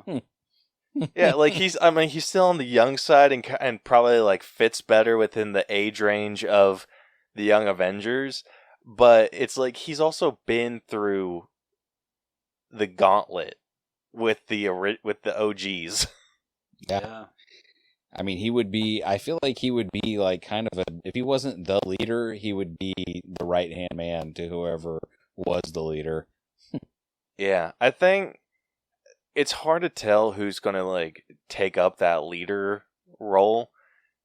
And like I thought at first it might be like Doctor Strange, but he just kind of seems like over the Avengers shit. Yeah, Multiverse of Madness was. I gotta watch that movie again because he definitely seems like he's like, well, getting too old for this. Yeah, it's like I don't think Wong is. Even though I feel like he could easily be the head of the new Avengers, I doubt he's gonna be the head. And it's just like I don't feel like they've established a new leader well enough with like with anyone. It's like Captain Marvel's off doing her own thing. I mean, I guess you have the Hulk, but no, you don't. Yeah, I not the Hulk I want. Yeah. And like the only other one that like can come and like make a difference, I feel like I don't think Thor is like capable whatsoever anymore. And so it's like the only one you got left is Hawkeye, like kind of leading the Young Avengers, which I think could be really interesting. But I don't know, doesn't Clint finally deserve retirement? Yeah. It's like all I know is I just want to see more Kate and Yelena. That's what I really want. I want that so much. Those two were amazing together in that series. I hope that Sam Wilson kind of takes up the leader role a little bit better when his movie finally comes out. That would be dope. Like I don't know why it's been dope. so long since I've thought of that show. But yes, he would. That's it. If he's not the leader, I quit this stupid franchise. I'm done. I don't have any time anymore. I've watched 175 of your movies. You've gotten enough from me. Make him the leader, or I'm out. Dude, that movie's going to be the shit because Tim Blake Nelson's coming back to play the leader. Dude, we're getting like that. Quantumania is the one that is like, I'm afraid to watch because it's either going to be too much or not enough, and I don't want it to be either. I actually don't want to know anymore. I'm like, you know what? What if we all just went home? What if we just stopped fighting and we stopped tearing each other apart at the quantum level? What about that? Dude, I feel like that movie can lead into some good stuff. Because, like, my thought on it, so there's another Young Avenger. There's a few well, actually, that's not true. I'm trying to think through the Young Avengers real quick, but I'm pretty sure there's only one that they haven't really introduced yet, and that's Iron Lad. What, do you think that'll be Homeboy from Iron Man 3? That's what everyone's saying. Or at least that's what everyone's speculating. I hope not, because Iron Lad eventually becomes Kang. No shit? Within the comics, the future version of Iron Lad is Kang the Conqueror. And then, Kang comes over, screws with him, with Iron Lad, and Iron Lad's like, I'll never become you, and, goes his own way. So I would love to see them handle that, have a young Kang the Conqueror, or, a young actor to play Iron Lad. Huh. I think that could be really freaking cool. I agree. But yeah, let me see who. I know Iron Lad is a significant character. I forget what his real name is though. Oh, he's. Wait, is he? Who's his parents? Bruce and Martha Wayne. Oh no, no. So Iron Lad is a descendant of Reed Richards. Really? Really? Yeah. Wow. Okay. So I mean, we know they can have kids in other dimensions. So maybe Reed Richards did have a couple kids or a great grandchild who will make his way into our MCU. Yeah. So I would love to see that. I think that would be so freaking cool. But anyway. So anyway, getting back into this breakdown, starting with story, I felt the story felt very reminiscent of the arc. This was just kind of a longer formatted film about the arc T'Challa went through in Civil War. Yeah. Okay, yeah, that's a good way to look at it. Yeah, because that was the thing. I mean, even to the point to where it even went a step further whenever she finally went to the ancestral realm and trying to see her mom and saw Killmonger. It's I know what's in your heart, little girl. I was like, oh, you have it is nothing but vengeance here. That's why I showed up. Yeah. It's well, okay. Like brother, like sister. Dude, that was trippy, and I'm glad that they brought Michael B. Jordan back to do that. Oh yeah. That hit hard, and especially the hurt that Shuri felt coming out of that, and it's just I don't want to talk about it. Dude, can I just tell you, they're again, another super cool sequence was her going to the ancestral realm, seeing Killmonger there, having that thing of, what did you see? Don't worry about it, get out of my face. And then when she is the Black Panther, and when you, that music, I don't know what that music was that played, but it was not MCU music. Like, that was something different that played whenever she drops down for the first time. I'm like, what is this? Like, this is like killer music. And that's what you see from her for like the rest of the movie. Is like whenever she first shows up to anywhere, they play that, like, I don't even know how to recreate it with my mouth. Like, it's like, I don't know. You know what I'm talking about. Like, it was just like a crazy sound. Like, it's very, I know we're not talking about music, but it's very, very, like, so rare I can't even think of another time that any kind of music makes me sit up a little straighter in my seat when I'm watching a movie. But when that hit, I was like, whoa, what is about to happen? Like, business is about to happen right now. Yeah, it kind of did have very, like, intimidating, almost like villainous vibes to it. Yes. Like, it was perfect. But I loved what they did. And like I said, it did feel very, like, reminiscent of T'Challa's story, where she loses a parent and has to, like, learn, like, forgiveness and or mercy. Well, she's already, even though it wasn't for someone didn't kill him, she lost her brother. We know by the end that she had not really grieved for that, and then in the midst of all that, loses her mother, and is like, yeah, like, that's when it starts getting wild. Yeah. Oh, freaking loved it though.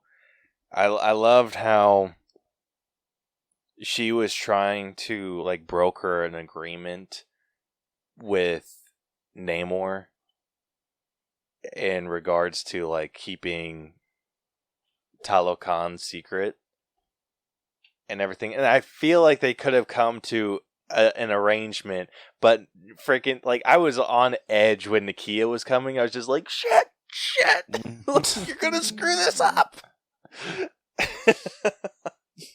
Like, you're gonna ruin this deal. Oh, and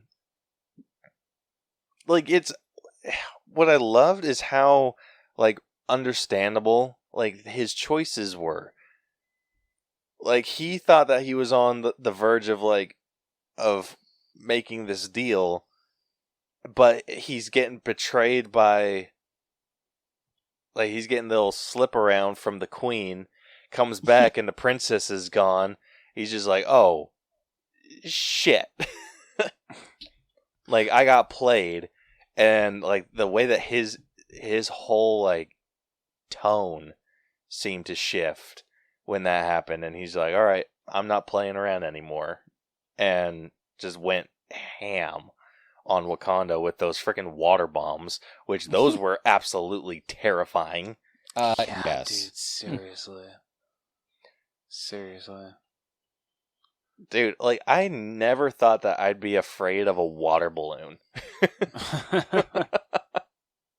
Like, when they pulled that one out, and I was like, I saw, like, you could see it, like, you saw the little water bomb, and I'm like, okay, what the hell is that supposed? And then it, like, freaking explodes, it blows everyone off.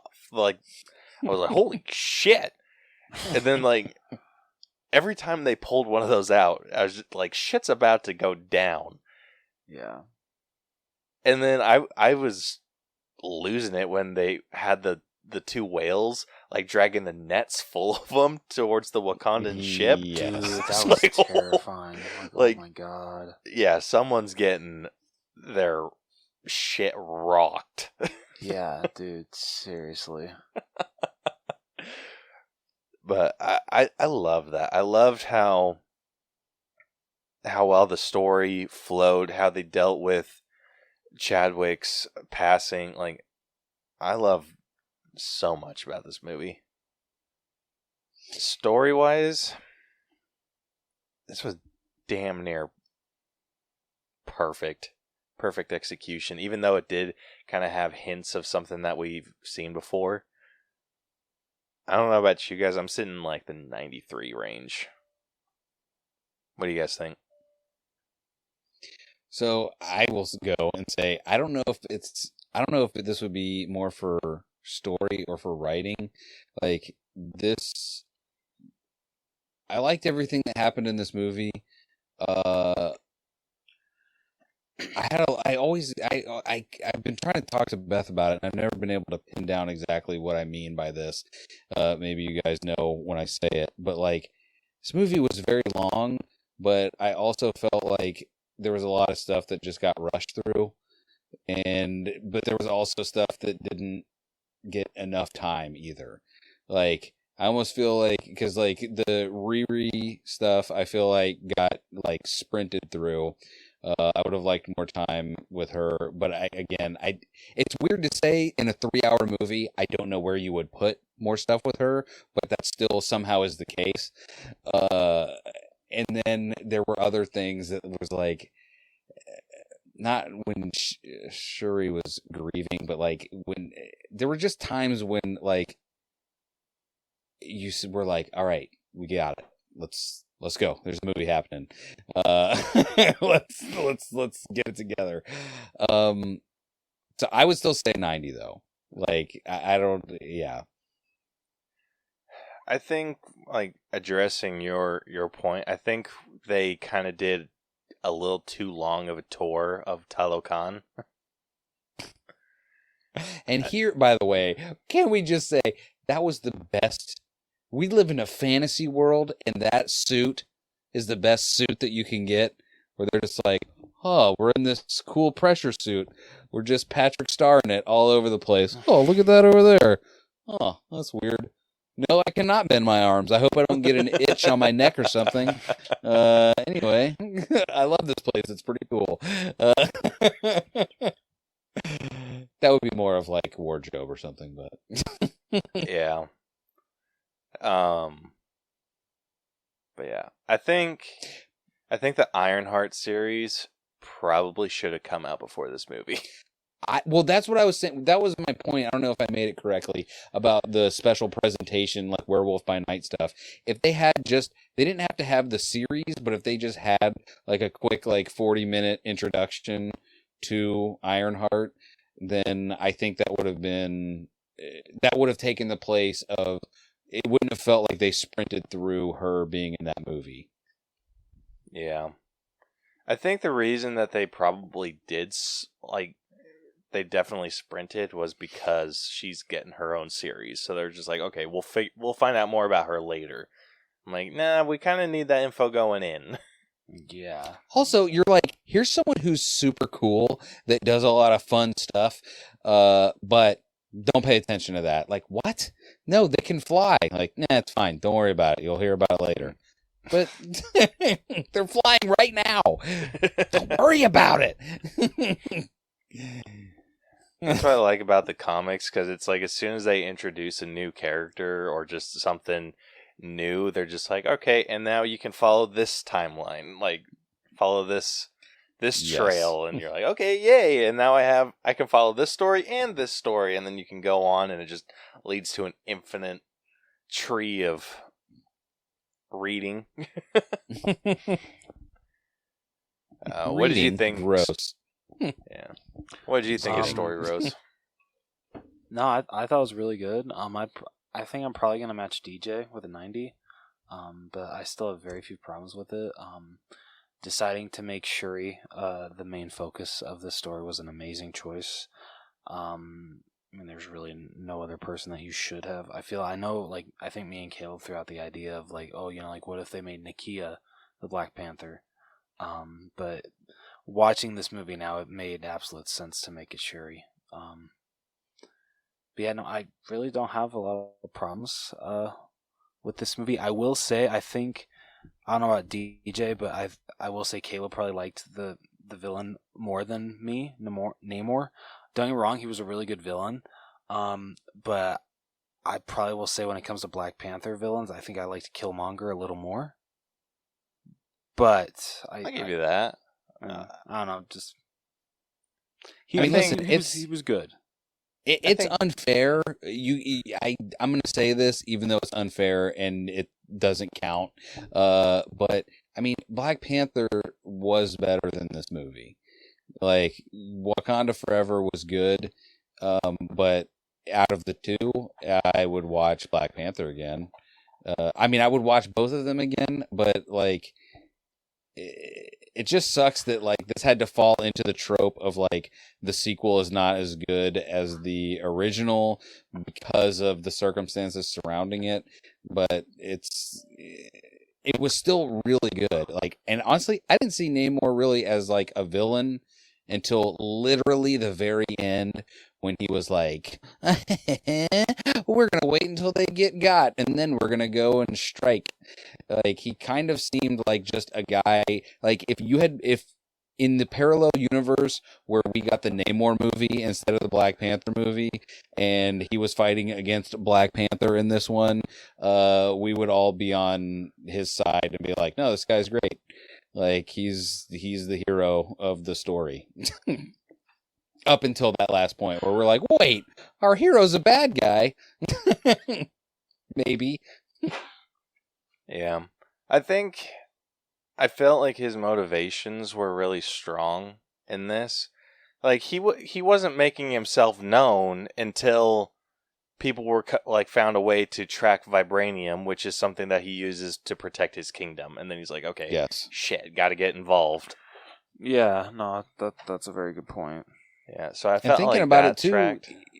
He probably had more in common, Namor did, with T'Chaka than with T'Challa, only because like Namor seemed more like he would just go in there and get his hands dirty to keep his people safe. Where I feel like T'Chaka clearly wasn't always like that, but yeah, I don't know. I gotta rewatch Black Panther again. Sorry. Yeah, I mean, T'Chaka killed his own brother to keep Wakanda safe.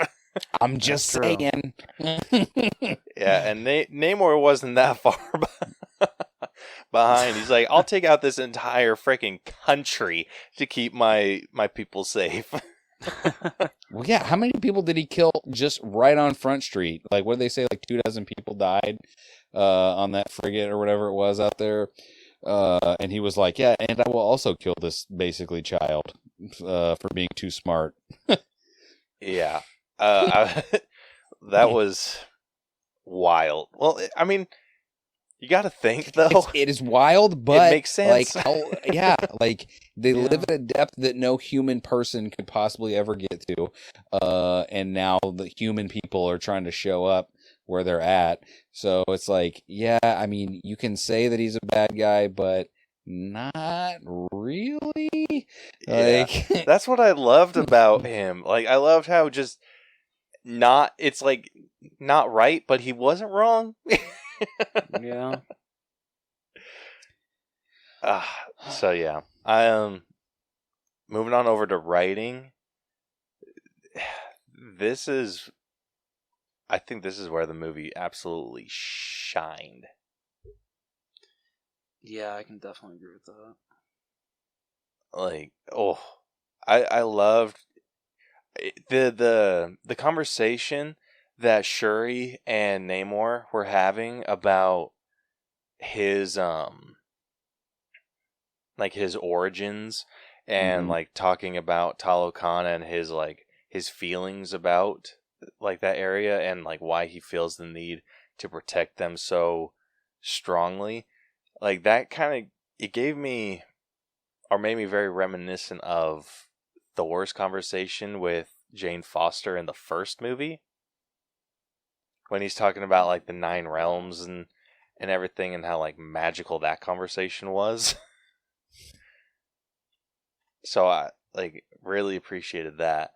And then just whoever did the writing for Queen Ramonda needs all the money. Yes. And then Angela Bassett needs the rest of the money for delivering it as powerfully as she did. But we will get into that with acting.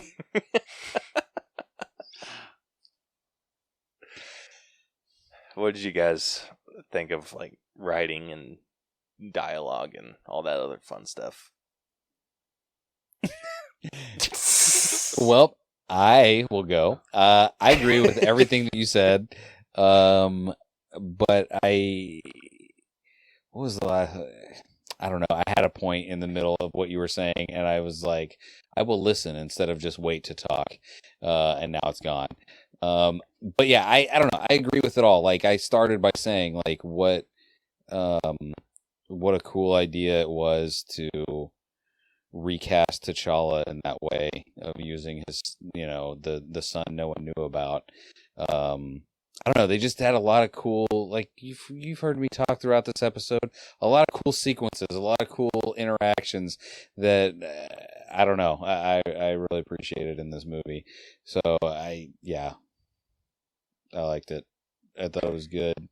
I don't know. Should I give my score? I'm not sure. Yeah, absolutely. What would you sit at with? I'm gonna make Rose do it first. Oh shit! Because he left me hanging in the wind. So I'm calling you out, Rose. Okay. Okay. I'm just going to give my score right now and then back it up. So my writing score, I'm going to give a 93.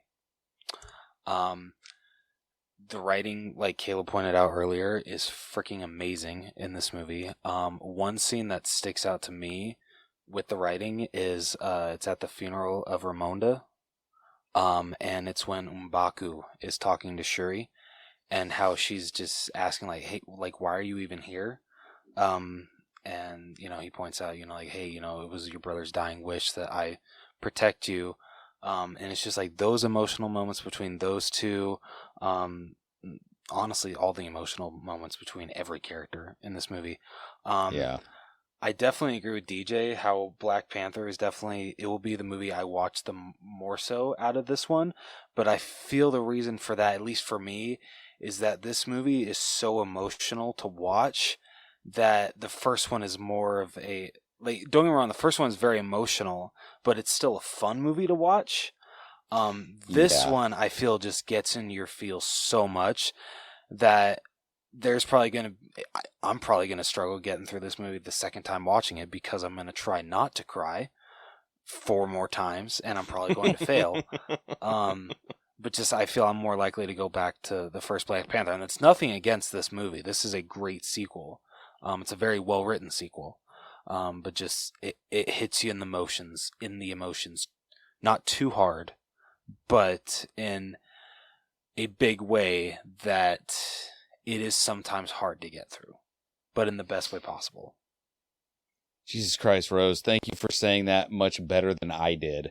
Like, you actually fully expressed what I was trying to say when I was like, not as good as the first one. Next.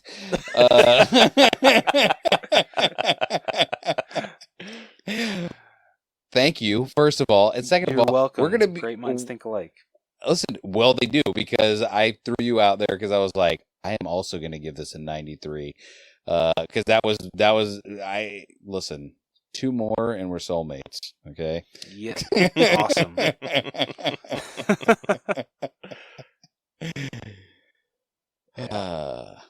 did you give it, Caleb? I'm going a little higher. I'm sitting at a 95. Nice. But yeah, absolutely agree with everything that you said, and you freaking nailed it on the head, Rose. Like, yeah, freaking for sure, perfect. Like, I've now that you've pointed that out, like, I'm able to recognize it. Like, I go back to the fun MCU movies way more often than I do the ones that like hit really hard. Yeah.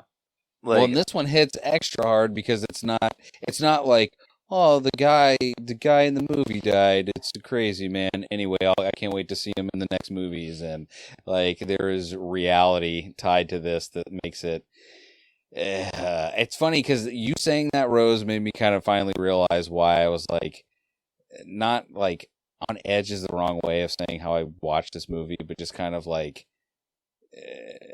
Uneasy, I guess, because it's like we are all like dancing around this idea that this dude in real life is gone, and like, he did a lot of things other than Black Panther that were really good, and he did very well, and I think that, you know, he deserves credit for it too. But like this, I don't know, like this transcended it all, because like everyone could look to this and be like, I don't know how to describe it other than like he was a superhero that everyone could be like, could relate to, not just, you know, a certain group of people. Yeah. One thing I wanted to bring up, because I'm not 100% sure if I could bring it up anywhere else.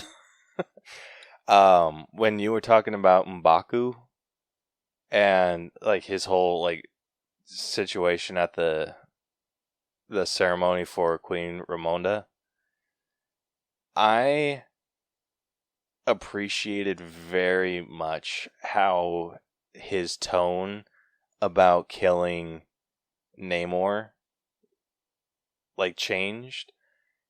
Like before, it was just, oh, this fish man has come into our waters, like, and like more or less threatened our royalty. Like he needs to be put down like today. And then as soon as he started like hearing what his people call him, and realizing that they're calling him the flying serpent god, and they're like, that's how they view him. They view him as a god. And he's like, yeah, if we kill him, it's nothing but fighting the rest of our lives. Yeah, maybe I have to bring my grade up. I'm sorry, Rose, we might have to come together on a different grade, because there was so many things like that. I will go to 94, because this, like, it was so, yeah, there were so many things like that. Like, I guarantee you, going through that movie again, like the next time I watch that, there will be handfuls more of moments like that were just so, like, yeah, that was a great character moment for him. Like, that was super well written, but it was also like a really good character moment for him, because you got to see that like contrast of him. So yeah, no, I do have to raise it. I'm also kind of glad, or I'll say happy in a way, that Shuri, actually I don't know if he did this on purpose. The ending was a little confusing with him, like coming out of the ship and saying that he's claiming, like, coming to like challenge for the throne. That was, yeah, I will absolutely agree. It felt weird, because I'm like, okay, did he like do this on purpose? But it felt weird for, it's like, how would Shuri not know that she was supposed to do that? He like, implied though that she knew, right? Because yeah. I also saw on my travels through the internet today, like, apparently the implication was supposed to be that not only had they spoken of this, like, he was there for the ceremony of it, but he will in fact be the leader of Wakanda going forward, and she will be Black Panther going forward. And this will just be a case where Black Panther and the leader of Wakanda are not one and the same. Yeah. Which I'm not upset about at all. I think that's a very good decision. I really like that. Well, and again, it sets it up perfectly for T'Chaka's kid, whoever that is, who thinks he's going to be the heir to the throne, and then T'Challa rolls up and is like, "What's up, everybody?" Daddy's home. And they're like, "Who is this dork?" He's like, "I'm your leader. It's me, the king." Yeah. So I like had to reflect on that a lot, like when I came out of that, because I'm like, okay, like Shuri had to have known. Like, there's no way she didn't. Like, how do you just ditch a ceremony like that? Like, where you're giving up the king? Like, no. Like, I like you said, I think that was definitely previously discussed, and she just isn't wanting to rule. But it's confusing too, because it's like, isn't she supposed to fight for the title of Black Panther as well? But it wasn't, if I'm remembering this wrong, tell me, but didn't M'Baku say that they had spoken or something, or like she didn't he mention her or something when they were there on the waterfall?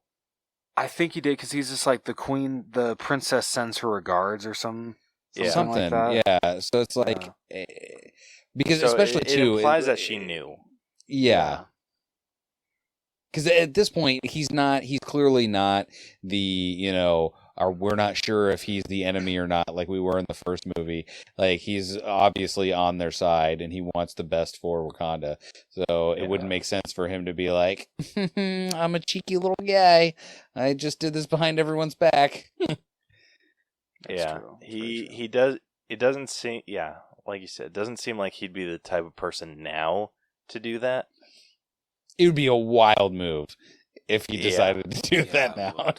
I think Shuri just isn't ready for that responsibility yet. And I'm curious whether or not, moving forward, if Shuri's going to keep the title of Black Panther. Because she was, like, not for it.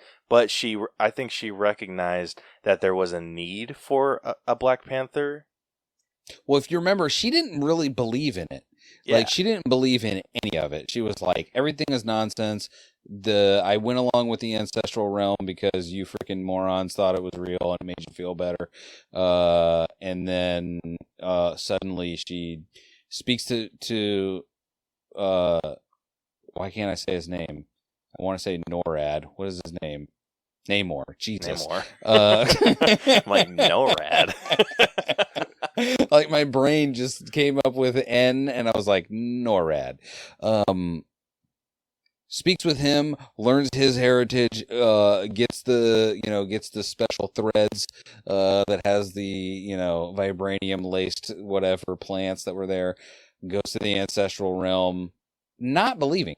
That's what was crazy, is she was like, I don't believe this, but I know what I gotta do, so I'm gonna just do it. And then sees Killmonger.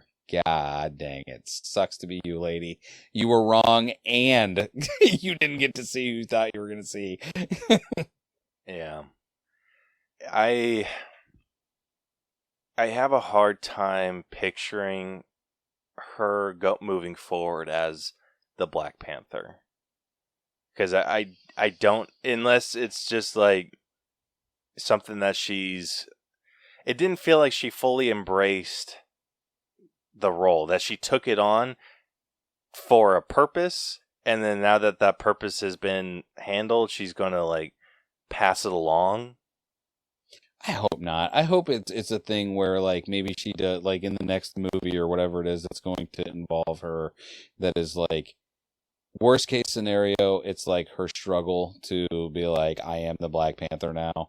But I don't want this to be a thing where they're like, she was just a placeholder for the next person that is just going to do the thing. Like, give her some time. It's not like it's unprecedented as far as comics go, unless they do some kind of huge time jump where T'Challa is now 25 and he's like, I'm ready.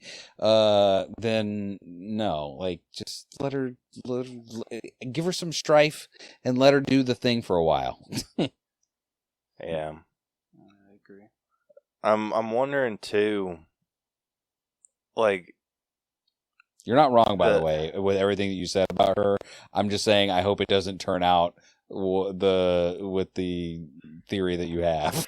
I know. I will kind of be bummed out because Shuri has some, like, really good Black Panther stories that I think should be told. It's just the way that they set up Shuri in this she does not seem like that person to, like, maintain that role. And I don't know, like, it could be, I don't know. I think M'Baku has a respect for Wakanda and, like, the Black Panther and the Panther goddess Bast and everything. So I think he would keep the Black Panther role going. But, I mean, who knows? We might see M'Baku take up the Black Panther mantle, or, I mean, I know in the comics he's supposed to be like the white ape or something like that. Well, that's the other thing that I came across too, is like they, even though they are all from Wakanda, like he believes in a different god than T'Challa and his family did. Which again, fun fact I found out by perusing the internet is in Thor: Love and Thunder, you actually see the Black Panther god and Namor's god. I don't remember their name. But you see them when Thor and the gang go to see Zeus, like when they're sitting down, waiting, like if you see in front of them, like you see those two gods there. It's like, what's up? Oh, Just shit, hanging that's out. cool. Yeah. Just wanted to correct myself real quick. M'Baku in the comics is known as Man-Ape. Yes. Oh, okay. But yeah. I know that there's a lot of like Wakandan tribes that believe in different like entities. Like I know T'Challa's is like the Black Panther, M'Baku's is the white gorilla, and then I know that there's another one like the white tiger, because there is a Wakandan like white tiger or white wolf or something like that. Well, no, wasn't that Winter Soldier? Didn't they rename him the White Wolf or something like that? Or what was his, when they were healing him and gave him his vibranium arm? Sounds right. Yeah, so they did. Yeah, they started calling him the White Wolf, but in the comics there is a character known that goes by the White Wolf. All I'm saying is, M'Baku, what was I going to say? He's clearly, I think that was one of the cool things when that part you were talking about, where he starts talking about the Fishman differently, and he's like, oh, they see him as the serpent god. Like, clearly they're trying to establish that he is wise and he will be able to lead them, because he's not just going to run in blind and with rage.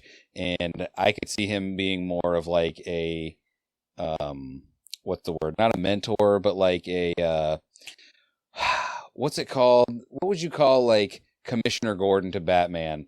You know what I mean? Like something like that role. I can't think of what the name of it is, but like something like that. Like have Shuri come and be like, yeah, man, I was just ripping fools in half. And he's like, yeah, you can't be doing that. Like, this is not what it's all about. Like, you're out there still with rage in your heart, and you need to center yourself. Like, I could see him being that, like being that kind of leader, and then being that kind of like the word I'm trying to think of and cannot for her, like going forward.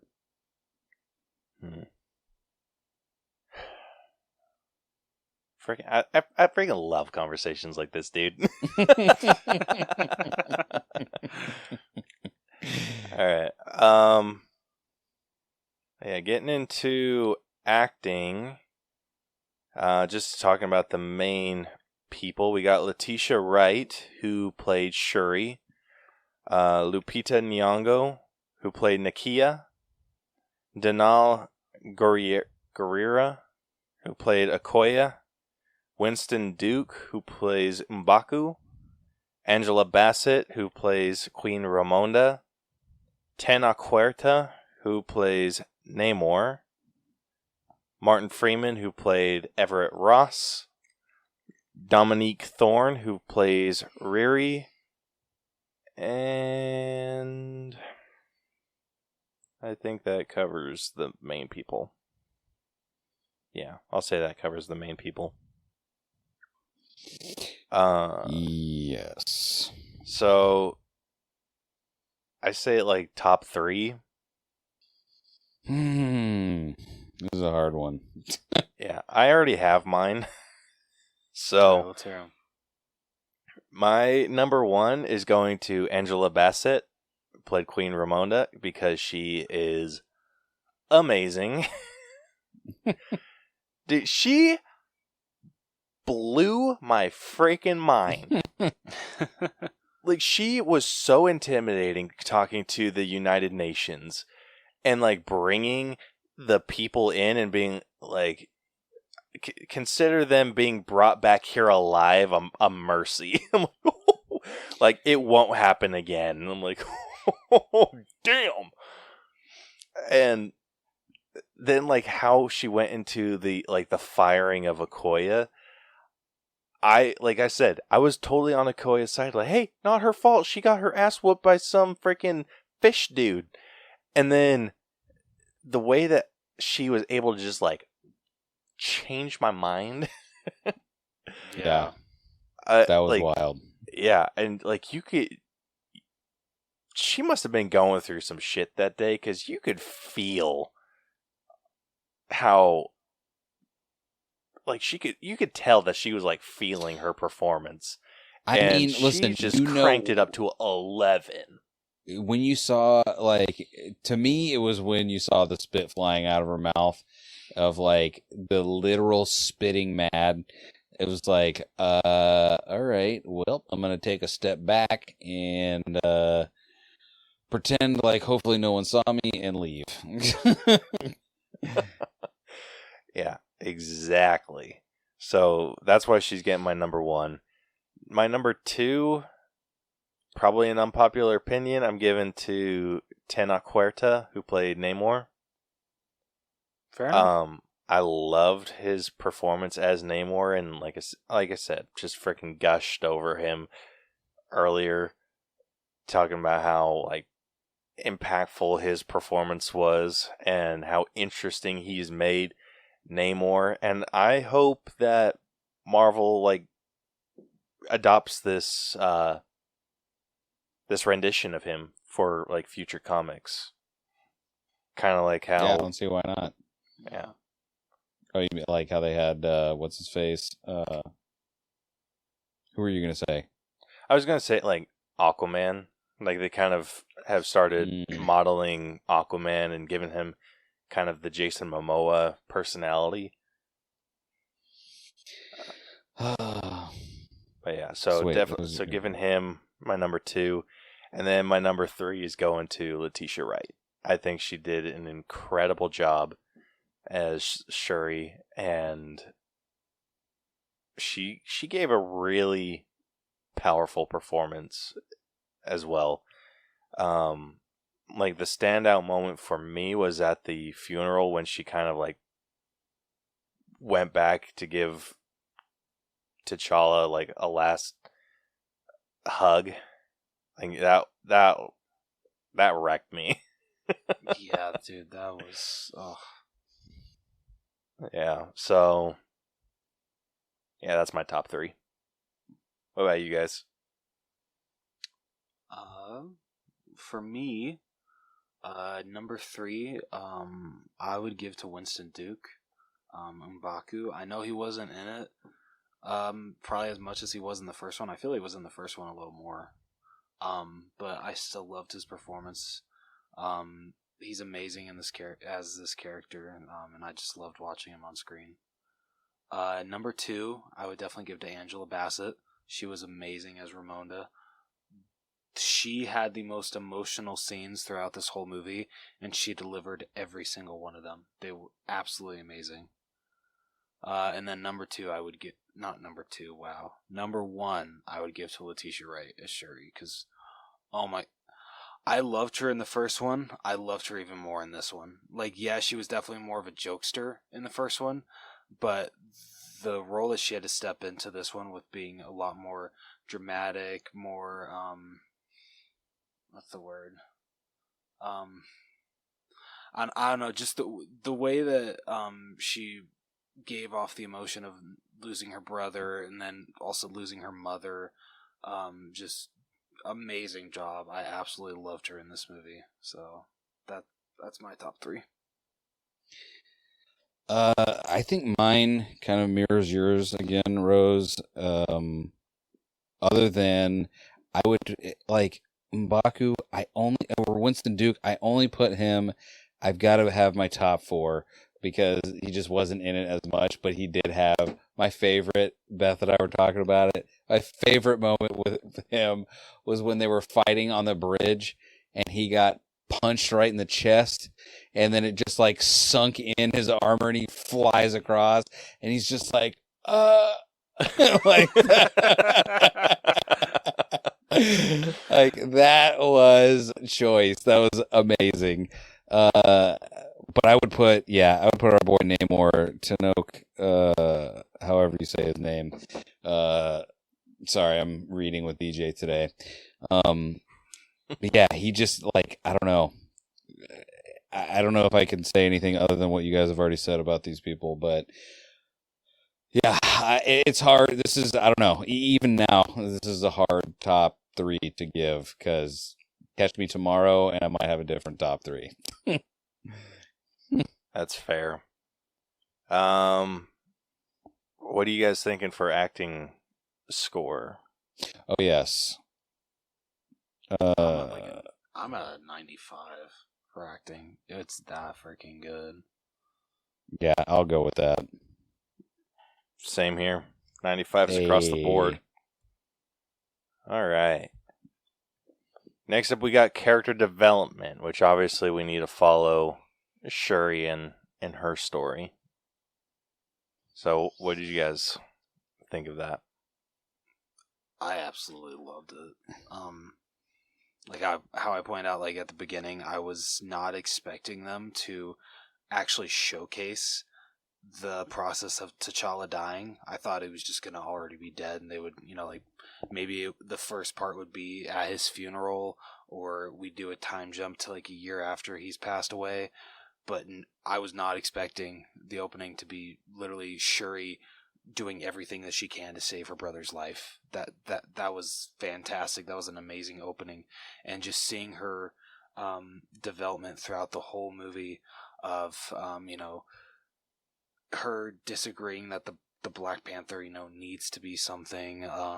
Just I don't really know how to sum up into words, but she goes through such an emotional character development through this movie with, the loss of her brother at the beginning, her mother in the middle, and just having to fight for, what she wants. Because I love the line that when her and M'Baku are having, after, they accept her as the new Black Panther, and she's just like, hey, can I have a word with M'Baku alone? And how he points out, like your mother wouldn't want you to have done this. She wouldn't want any of this for you. And she's just like, okay, yeah, but my mother's dead.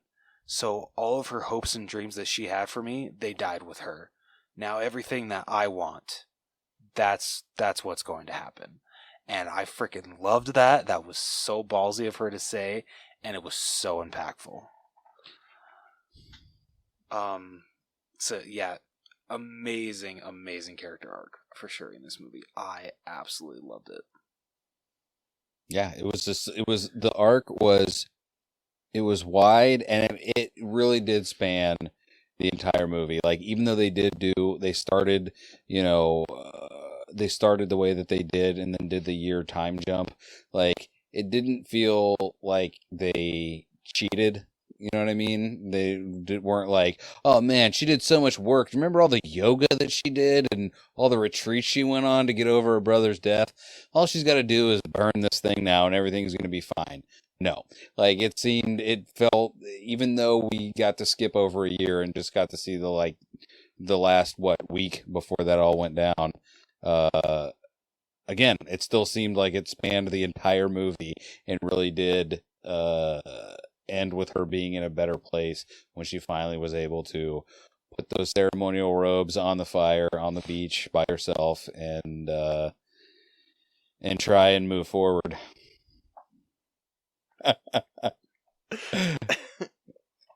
Man, Caleb's dropping hot deuces. By the way, speaking of hot deuces, can I just tell you something? In my 39-year-old body, have started taking Metamucil, and can I just tell you something? Oh. There is no better way to poop than when you have pooped with Metamucil in your body.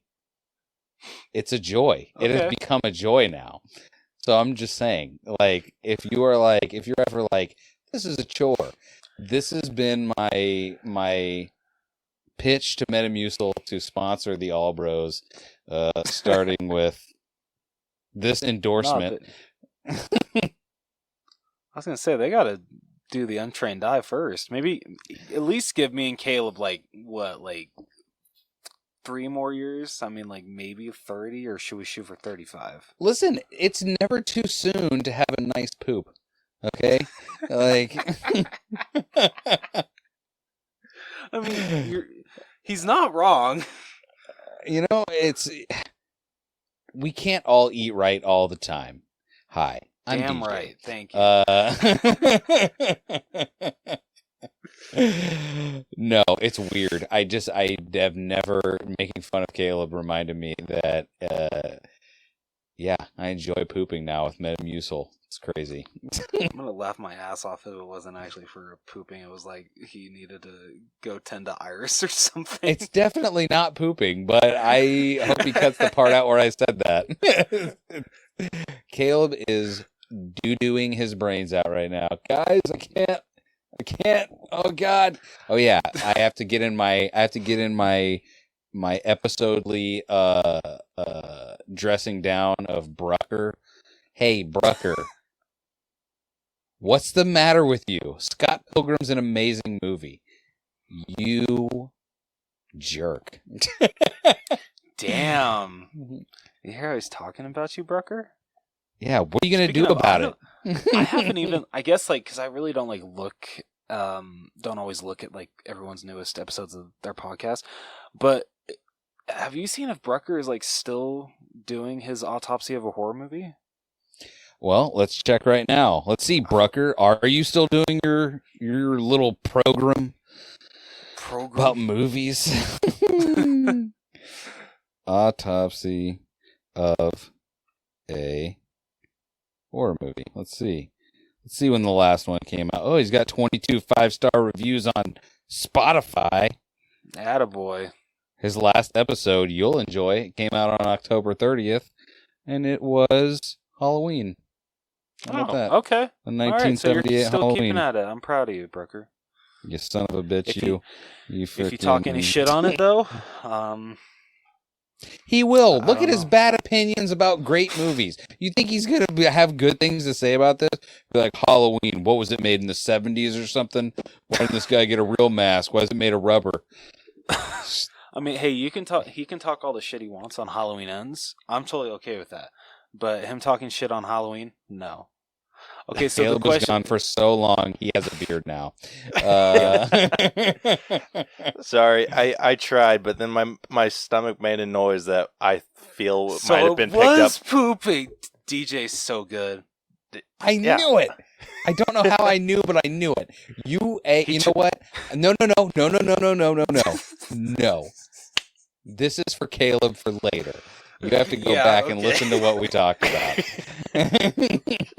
Great. Oh, shit, dude. Dude, you were in for a treat. That's all I'm going to say. Oh, man. Character development. Yeah. Well, from what I remember you guys saying. Oh, you have no idea what you're in for when you go back to edit this. You really don't, dude. All I can say is that is probably my favorite. That is like probably my favorite segment of stuff that DJ has ever said on the podcast. It's amazing. Dude, I swear I don't know what it was, but my stomach made a noise that was picked up by my mic, and I was like, "Nope, "Oh shit, can't do that." Like, I don't know what comes when the after. body speaks. When the body speaks, you gotta listen. Yeah. Oh, but anyway, well, I thought of character development. I don't know if you guys talked about that at all. I was away. Not one bit. No. Maybe like 5 seconds after you left, but then I just went into something totally different. Okay. Like I said, Shuri's story felt very reminiscent of T'Challa's from Civil War, just a little bit more drawn out, and intense and like a little bit more emotional as well, because she was also dealing with the death of T'Challa on top of the death of her mother.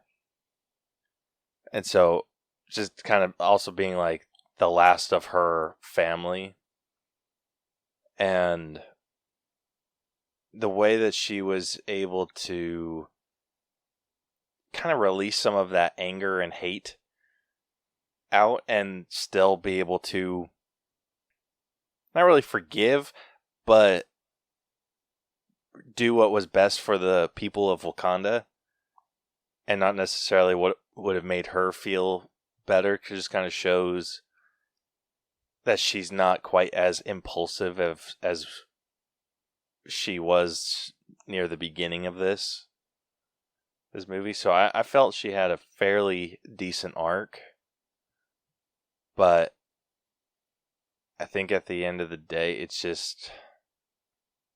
it was well done, and I say it's like maybe a little bit above average, but I'm sitting somewhere around like 86. What about you guys? Yeah, I think I still would have given it. I hear what you're saying. I cannot disagree with one word that you just said, but I think that in the way that, like, you see, like, how people were mad about A New Hope held up to The Force Awakens, how they basically just did the same movie again. Like, I picked up on everything that you said while I was watching the movie, other than the fact that it was like a mirror image of what happened kind of in Black Panther, or I'm sorry, in Civil War and Black Panther. And I was like, I don't know. I think it did it better. I think it did a retelling of that story for Shuri better than other retellings have been done. So I think I'd give it a 90. That's completely fair. Like I definitely understand why you'd go that high. Yeah, honestly, I have nothing else to say. I agree with everything you guys said, and I'm sorry, Caleb, I have to agree with DJ. I'm at a 90. Fair. I'll be wrong about this. I don't care.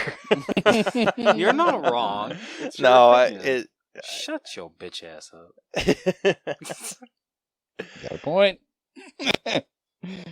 All right, next up we got effects. Okay, I want your guys' opinion, because I feel this is always something that people either love or hate about the Black Panther costume. Did it look too CGI, or did it look okay? What'd you guys think? Like, did it look at least better than it did in, like, how freaking Killmonger and T'Challa's costumes looked in you mean their crazy inflatable tube fight that they had at the end? Exactly. It was much better than that. Listen, like sorry. But go ahead. No, I was gonna say, like, even like when like she had her mask pulled back, like, honestly, I think that looked better than some other instances that I've seen when the Black Panthers had their mask off. Dude, I will say this: I am not a fan of the whole nanotech masks. I don't disagree with you. I see where you're coming from, but it leaves it open to do cooler stuff, like when she got to do her little freaking Mega Man thing. Whenever she was just like, "I'm gonna take my," because that was the whole deal, right? It was like vibranium nanotech or whatever, and yeah, I don't know. Like, I thought her suit looked cool. I don't know if there was any like practicalness to that suit in any way, but it seemed like there was. Like, I was gonna say, I don't know if it's like how Spider-Man suit was, where they just have dots everywhere, and they're like, we'll put in a Spider-Man suit later. But it didn't look like that. Like, there were moments where she was standing there where it looked like she was really wearing it, whether she was or not, I don't know. But my high bar for any movie that has water in it and people are going to be under it is how they look underwater. And I give the effects a 10 because the underwater effects looked. Is it out of 10? Or is it out of 100? This one's out of 100.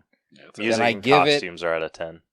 All right, it seems for some reason it seems crazy to give it 100, but I'm gonna give it 100 because the water looked like it. Water can just look so bad when you're just underwater, and it just looks terrible. Like even if you don't look terrible, sometimes just the filter of water, like it just doesn't look right. And I don't recall any times being like this looks like people on a green screen and they just put some like gels in front of the camera to make it look like they're underwater. Like it looked, I don't know, it all looked really good for being underwater stuff when they clearly probably weren't. Yeah, I think they did a really solid job with the underwater effects. So like totally agree with you. Like those have to be done right. Otherwise, Yes. they look super weird. And I think if I know you said you haven't seen it, but the Aquaman movie, there were definitely times where that was just not done well. The only time that I feel I can kind of excuse Aquaman just a little bit is because that movie takes so much. It takes place underwater so much. So I can kind of excuse it a little bit. I can understand where you're coming from. But like I feel that for what they had to accomplish, I feel that they did the best that they could. Yeah. I think what they did really well with this movie is having that they didn't quite do with Aquaman is having people's hair tied up. And so it wasn't like flowing and everything. I mean, you still had like the little strands here and there that would flow, but for the most part, everyone's hair was like all done up or had like some sort of headdress to keep it out of their face or just something along those lines. So all of that looked great. I think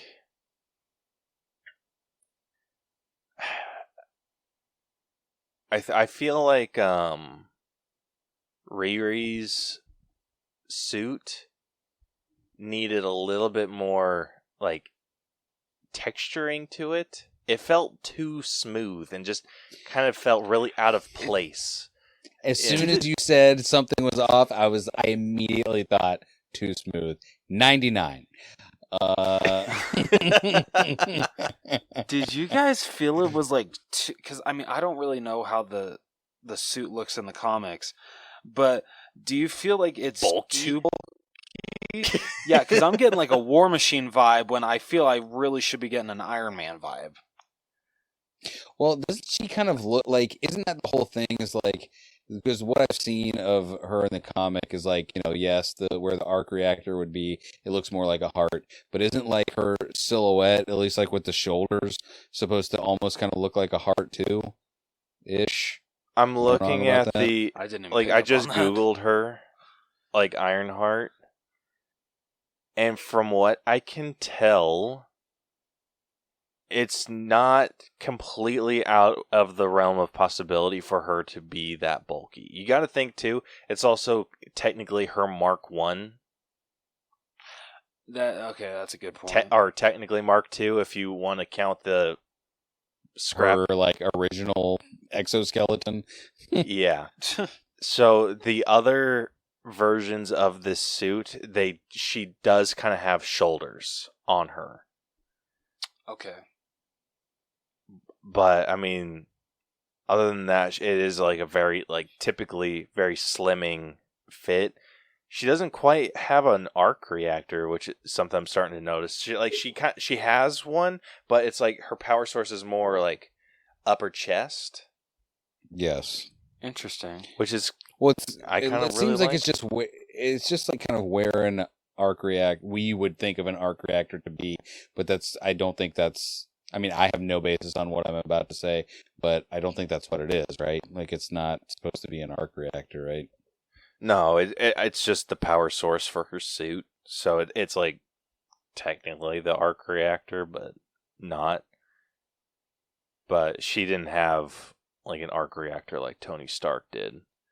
But yeah, so it's even like looking at the pictures, it just didn't quite feel like it fit in super well with the rest of the environment. So I think some even after she was getting like beat up by some Atlanteans, like I feel like we needed to see some battle damage on the suit. But it was like almost completely untouched. Again, I feel like that is like that goes into the like we're just gonna sprint through her being in this movie. Like we're going to touch the base of Ironheart was in this movie. She's going to be a part of it in the sense that like she'll be the reason why things kick off, but she's not necessarily going to have a whole lot to do. Like if she was not there, like I guarantee they would have been able to hotwire a car and drive away. Like they didn't need her dad's old car, old Chevy that me and my pop. Like all right, now you're giving us exposition. What are you talking about? Get in the car and let's go. The most useless scene was when she was building that Ironheart suit.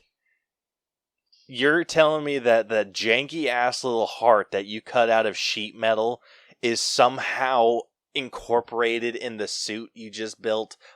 Bullshit. Well, that's what I love about when they incorporate real things into fantasy things.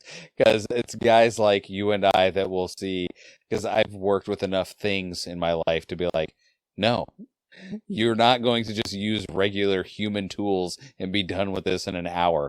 Like, it's just never going to happen. But it's suspending your disbelief, Caleb. No, like, there are ways that they could have done that to make me, like, suspend my disbelief.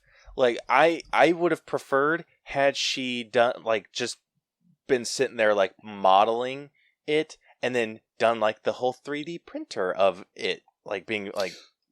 But that's, like, one of those, unfortunately, I feel like one of those, like, trailer moments, because like that whole section you're talking about was all up in the trailer. Like we needed the heart to fall in the trailer so people would go, that heart's made of iron. We needed the hammer to hit to be like, oh, she hit the iron just like Tony did way back in that cave. Like like again, it still feels like there are some things that are done that they do because they think we're all too stupid to be able to just Google. Just Google, like, who is this person? Like, nope. Do you see this heart made of iron? Do you? Do you? Yeah, we got it. It's Ironheart. Cool. I still don't know who she is, really. New Stark. Yeah. But effects-wise, I'm kind of around, like, the typical, like, Marvel range that I usually am. Like, I'm sitting, like, 88. Like, listen to me right good. Now. What did you guys do Multiverse of Madness? Yes. What did you give, Caleb? What did you give Multiverse of Madness? Because if you don't give this at least 1 point higher than that, I quit this show. Because just so we're all clear, that eyeball at the end of Multiverse of Madness should have gotten someone fired. He's got a point. Hold up. I know for a fact we were not nice to that movie. Okay, good. Okay, I do not have the scores that... Very convenient. Hold up.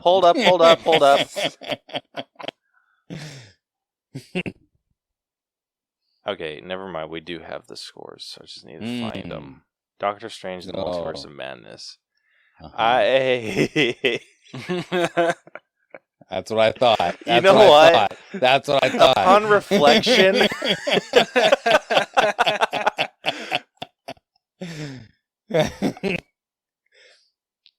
Why? Go ahead. Tell the people what you gave it. I gave it a 97. A 97. No shit, really? So you know what You Black gave it a Panther... 95. Don't even. I did? Why? Why would I give it that high? So you guys know what you have to do now.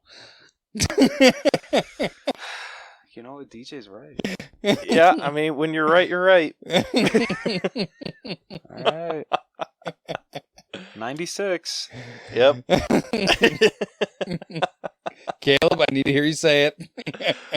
I will be going to a 90. 7 is the word you're looking for. 7. No, I can't in good conscience do that. I'll go 95. You have to give it at least equal to the multiverse of an eyeball Okay. that was well, taped what? onto his What? forehead. No, I'm going to defend this a little bit. I'm sticking with my 88 because I will not be bullied into giving it a higher score. The reason that I gave Multiverse of Madness the score that it did, yes, the eyeball was atrocious, and we definitely ripped that apart. I remember specifically ripping that apart. The reason that I gave it a 97 was for everything else that they did. Oh, you mean like Silly String Reed? Like that? Despite how you feel about how he died, like, Silly String Reed It still looked did look good. Yeah. Don't get me wrong, I hated that scene too. Yeah, we hated didn't how like they we did didn't Mr. like how Fantastic he dirty. died. It looked realistic. Like I will drive to your respective homes and fight you both. That is.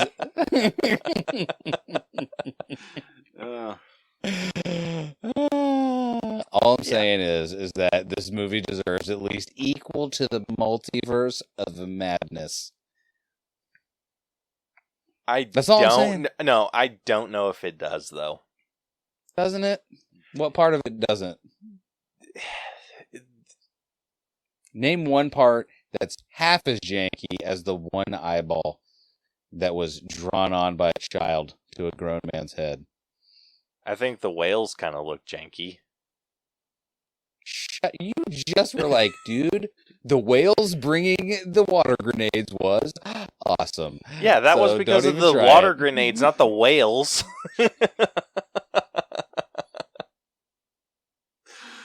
How dare you?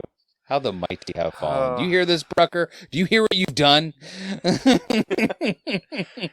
No, but I'm taking into consideration like all of like the multiversal travel that they did in Multiverse of Madness. All of that. Fine, 98.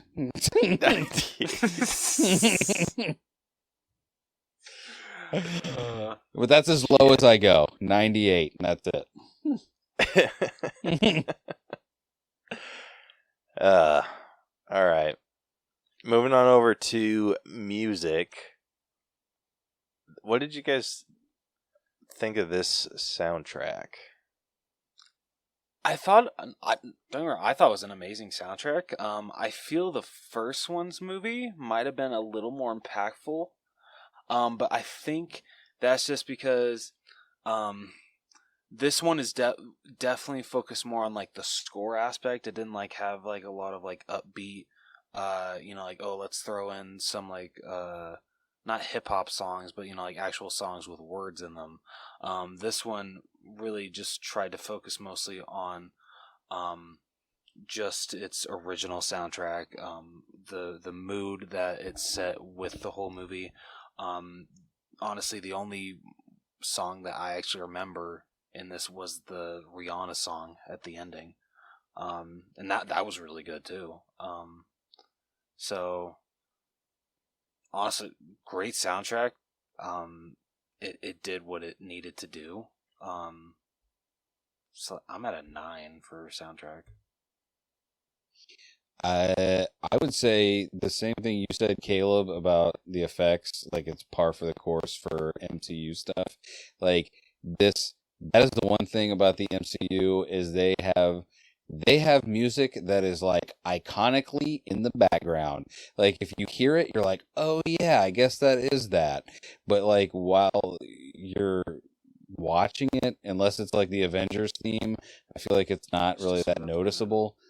I was actually going to say an 8.5. I don't know if you guys do 0.5s, but I'll just give it an 8 if that's the case. And I'm only even giving it that high because, again, when she showed up as the Black Panther and they made that noise or whatever that happened, like, that was so good. Like, that was so good that I thought about giving it a 9. But I think an 8 is fair.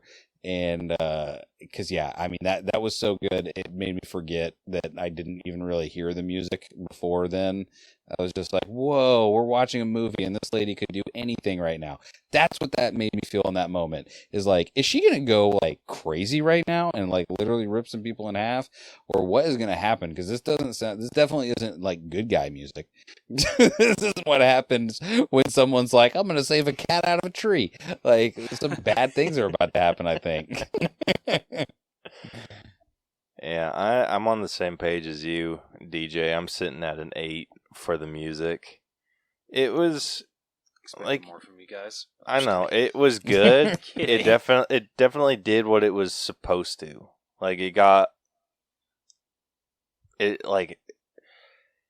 paired well with whatever scene they had on screen, and the freaking music for Shuri once she was all Black Pantherized, like, was off the hook.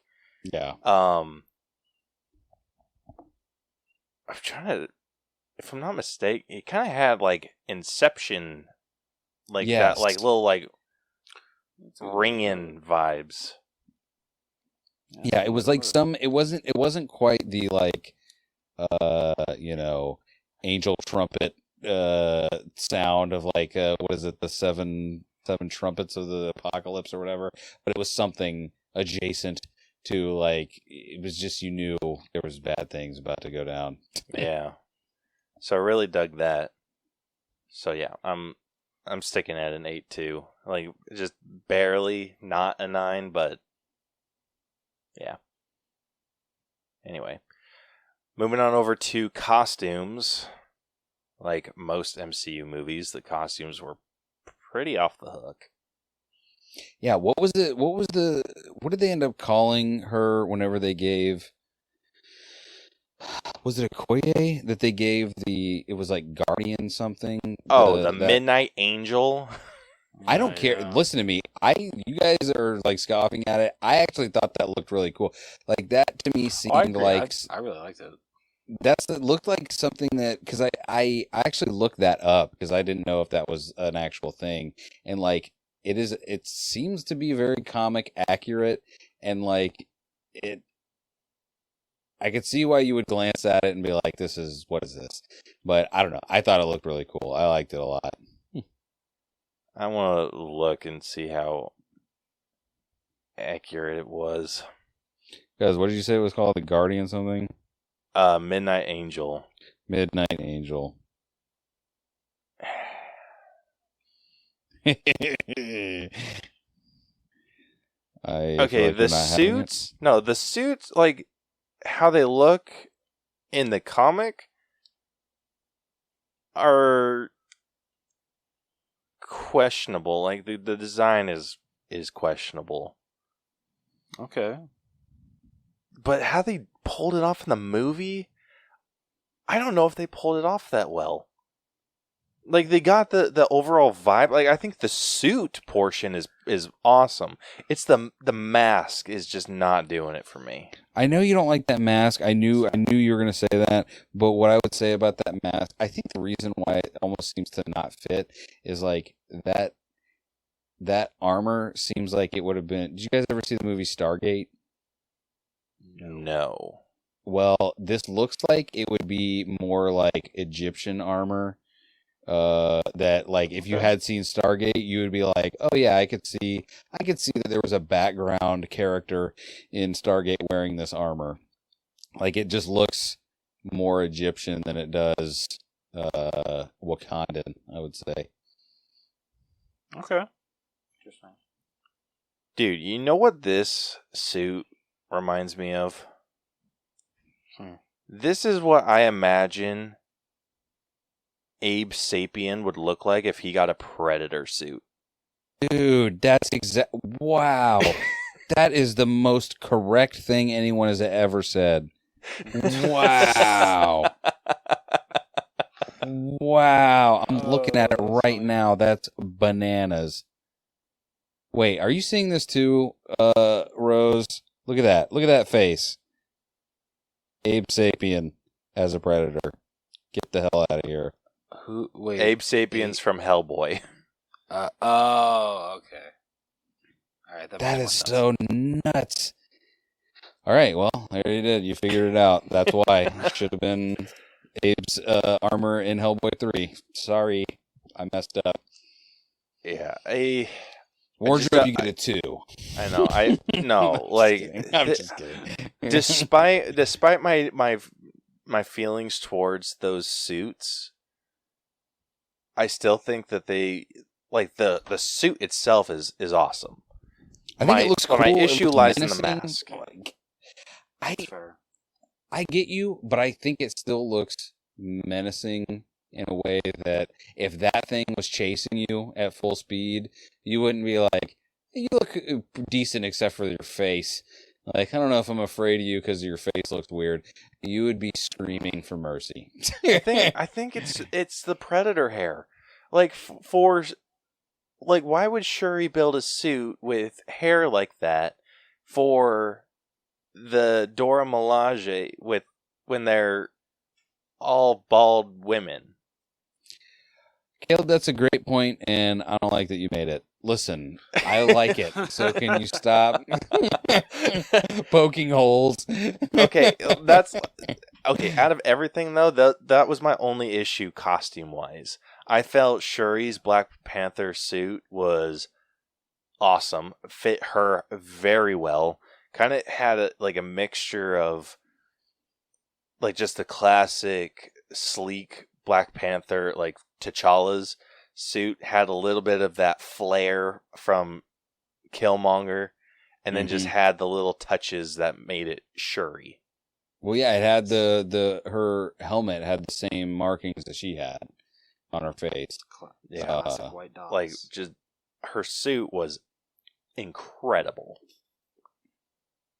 And then I liked how it was like the middle point in between T'Challa and Killmonger. Like that was great. But still felt very much like her own thing.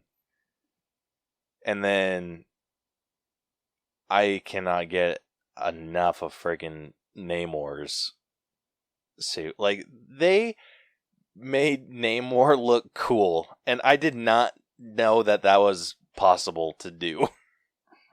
Like, have you seen what classic Namor looks like? No. Right, he looks like a freaking. He looks like Spock in a green Speedo. Oh god, what the hell? Yeah, like that. If you can think of a better description than Spock in a green Speedo, like I would love to hear it. No, dude, that's as good as it gets. Also, I would like to explain away the predator-ness of what's going on with their head as who needs capes, you know? But they still use capes. Nobody naturally has a cape. There you go. I don't know. I'm grasping at straws here. Yeah, just a little bit. I'm like, that felt like a desperate attempt. But yeah, like Namor, like the way that they made him look, like I love that he had like this big, just royal necklace, or how, I don't even know how you'd explain what that is. Like necklace just kind of doesn't seem like enough to explain what he had. He had a chest showpiece. There we go. And then like how he, like I love that they changed him to like shorts. Like like more briefs than anything. Like I don't know if they ever could have pulled off the Speedo. No, because it was like where they had those pants that he was wearing was like, it didn't seem as weird as it very really was. Like, if you just saw someone that was like, hi, I come from underwater and I want to tell you about something, like, hey man, could you put on a shirt or something? But I don't know if it was just the way that they filmed him or what, but it didn't seem like awkward whenever he was just standing there in basically just his boxers. Yeah. It's true. Yeah. Yeah. Have you seen the newest season of Rick and Morty? Like the first maybe handful of episodes. Okay, so you know the Mr. Nimbus episode? I think that's like the first episode of the... Wait, are they on season 5 or 6? They're on season 5. Okay, so this would have been like season 4 then. Well, yeah. Yeah, like yes. That's how I imagine like Old school Namor. Yeah, that's like old school Namor. But yeah, I think they made him like very intimidating. Gave him like just a really good look. And like even with something as goofy as the freaking little wings on his ankle, like all of that looked freaking awesome. And speaking of, when Shuri freaking clawed the shit out of his ankle wings, like I don't know why, but my like I had phantom ankle wing. Yeah, my ankle started to hurt. Like, I guess we'll find out. But are those supposed to grow back, or is he just flying with a limp now? As far as I'm aware, I think he has a healing factor. It's just not like super fast. So maybe he's gonna like Winnie the Pooh his like tiny Deadpool hand his wings. Oh bother. Oh bother. But I dug these costumes. So I don't know about you guys, but I'm at a very solid 10. Even like that's even taking into consideration the Midnight Angel suit. The suit, like I said, suit cool. Helmet, nah. Yeah, I'll still give it a 10, but I disagree. Yes. I feel also what really brings it to a 10 for me is just, I mean, it was the same in the first one, but what the Wakandans wear, just absolutely amazing. Dude, freaking incredible. Like their costume people are working like beyond overtime. Seriously. Absolutely agree. Like I love how detailed their like the fabrics are. Right? Straight up. Alright, last up we got our own personal scores for it. So who wants to go first? I'll start. Okay. So overall, this is a great sequel. Like I mentioned earlier, and I believe DJ and Caleb agreed with me. It's definitely going to be a lot harder to come back to this one compared to the first one, just because this one is a lot more emotional to watch. It's a lot harder to get through, and that's not a bad thing. It's just because you're going to lose you're going to be shedding a lot of tears. But like I said, that's not a bad thing. That's what makes it a great sequel, because Ryan Coogler, right? Yeah. He understood the assignment of where he needed to take the sequel after Chadwick Boseman's passing, and he did it flawlessly. And it was just so perfect. Such a great sequel. I loved every minute of it. I hardly have anything bad to say about this sequel. Such a great Marvel sequel. So, I'm going to go a 93. I mean, I'll go next unless you want to go, Caleb. No, have at it. Yeah, I guess we're close to soulmates, because I was going to go with a 95, because it's just, I don't know, this is, I don't know. This was a good movie that I it's funny because after we saw it, I was like, I need to go watch this movie again before I do this podcast. Because just because I want to see the movie again, but B, like, I don't know. I feel bad saying this. There are not a lot of movies that I want to see twice anymore. Like, for the most part, I'm like, I've seen it. I get the picture. If I needed to know anything out of this, then YouTube or TikTok will tell me. I don't need to imbibe this whole thing into me again. But for being a 2 hour and 41-minute movie, that was a lot sad, like intensely sad and just sad. Yeah, I don't know. I actually look forward to watching this movie again. Like, I want to watch Black Panther, and then I want to watch this, because even though I know that's not the chronological order of how things happen, like, I just want to see what these movies feel like watching them back to back. So I don't know. Yeah, 95. Yeah, couldn't agree more. Personally sitting at a 94. I had an absolutely amazing time seeing this movie. I love when a movie can affect my emotions as heavily as this one did. And I feel like they handled the passing of Chadwick Boseman expertly. Like, they addressed it, kind of gave everyone a little bit of closure in a way. Like, for those of us that needed it. And shared a really good story of grief and the search for vengeance and all this, while giving us a really amazing superhero film along with it. So, yeah, like I said, sitting at a solid 94. And with that concludes this week's breakdown. So, going through the scores, starting off with our story, it is sitting at a very strong 91. Writing is a little bit higher, sitting at a solid 94. Acting a little higher than that at a 95. The character development dropped down and is unfortunately our lowest score, which is sitting at an 88.6.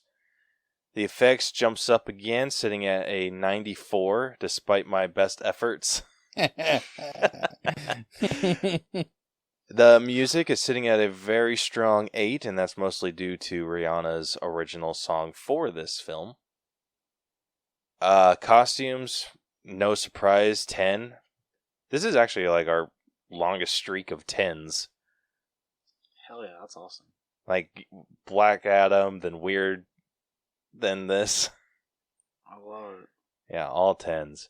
And then our personal score ended up averaging out to a 94.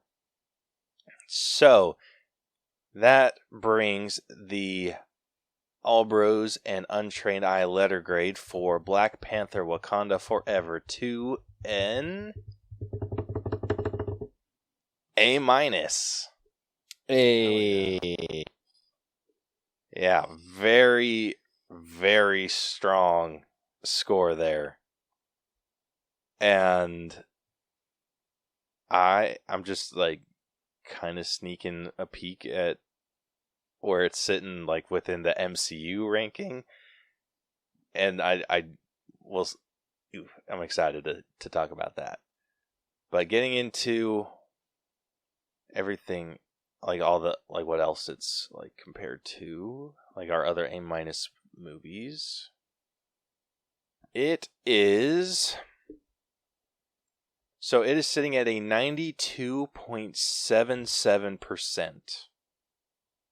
So out of all of our A- movies, it's our 5th one. Okay. So I think it's got a fairly decent home. So right now it is below Encanto, which is at a 92.81. It is below Infinity War, which is at a 92.93. It is below Room, which is at a 93.06. And then it is below War of the Planet of the Apes, which is at a 93.12. Then going the opposite direction, it is sitting above Last Night in Soho, which is at a 92.62. This is going to be controversial. It is sitting above Spider-Man Into the Spider-Verse. Whoa. I've never even seen that movie, and that seems crazy. So that one's sitting at a 92.59. Then it is above Pulp Fiction, which is at a 92.43. As well as Joker, the Bob's Burgers movie, and just Joker and the Bob's Burgers movies, which are both sitting at a 92.37. I don't think that's that, controversial, especially the Joker movie always holds a very strange place in my heart. That's a movie for other reasons I'll probably never watch again. Yeah, same here. I think the big controversial one was Into the Spider-Verse. That's wild. Yeah. Like, who was that? Was that done just you two, or was Vic part of that? So that was one that we did prior to our current ranking system, and then we came back and did all of like the old ones. So that one was a compilation of multiple people's scores. I feel like me and Vic are gonna have to come back together and fix that. Oh, so it'll go lower on the list. Wow, DJ. I'm sorry, Vic.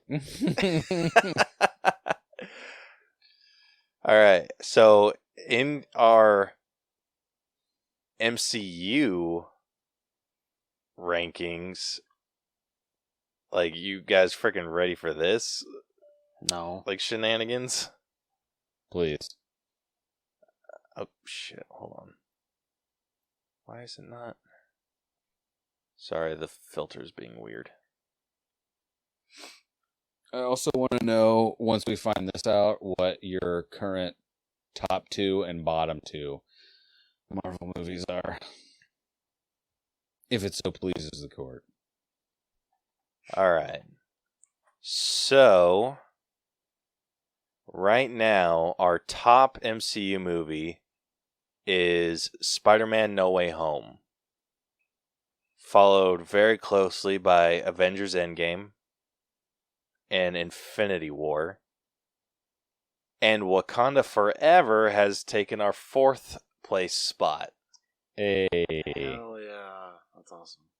After that, it is The Eternals. Really? Yep. Yeah, I feel a lot of people are very divisive with that. Yeah. No, I mean, I was actually shocked at how much I liked the Eternals. Like, just from what I had heard about it, I really expected for it to just be a freaking... I was just stoked that Kumail was in a Marvel movie, so I was like, I felt destined to like it, even if it was trash, and it was good. Like, I liked it. Yeah, so Eternals, then Shang-Chi and the Legend of the Ten Rings, then Doctor Strange and the Multiverse of Madness, then the first Avengers, then Black Widow, then Far From Home, then the first Black Panther, then Captain Marvel, Spider-Man Homecoming, Avengers Age of Ultron, Thor Ragnarok, Thor Love and Thunder, and then at the very bottom, Ant-Man and the Wasp. Wow. Can I just tell you, did not expect Ant-Man and the Wasp to be that far down. Did expect Thor Love and Thunder to be that far down. Just saw it for the first time this past weekend. Yikes-a-rooney. Like, it wasn't terrible, but damn it, son. Like, what? Yeah. Yeah. Dude, so Ant-Man and the Wasp, I think it was originally sitting around like with just our scores for it was sitting somewhere around like a B, maybe a B minus. That sounds right. Yeah, but Ant-Man and the Wasp was one that we did we had people like collaborate with us on that one, and that was one that like divided a lot of people. So that's why the scores for that are so low. Really? Were all the people Brucker? Was he just like, No.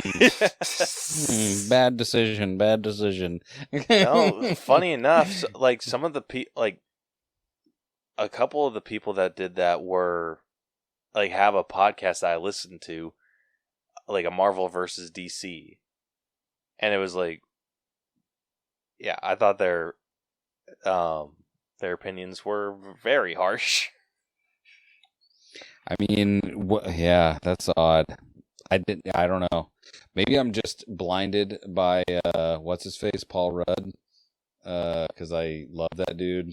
So I don't know. Maybe that movie is that bad, and I just can't see it because of Paul Vision. Yeah, I am very excited to get all of these other MCU movies ranked, so we have an official list. I think that I think I know the answer to this, but are you guys going to incorporate any of the television programs into that? No.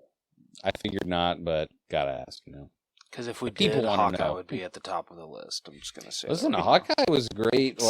Hawkeye was great. It would be hard out of the shows right now to say which one would be number one.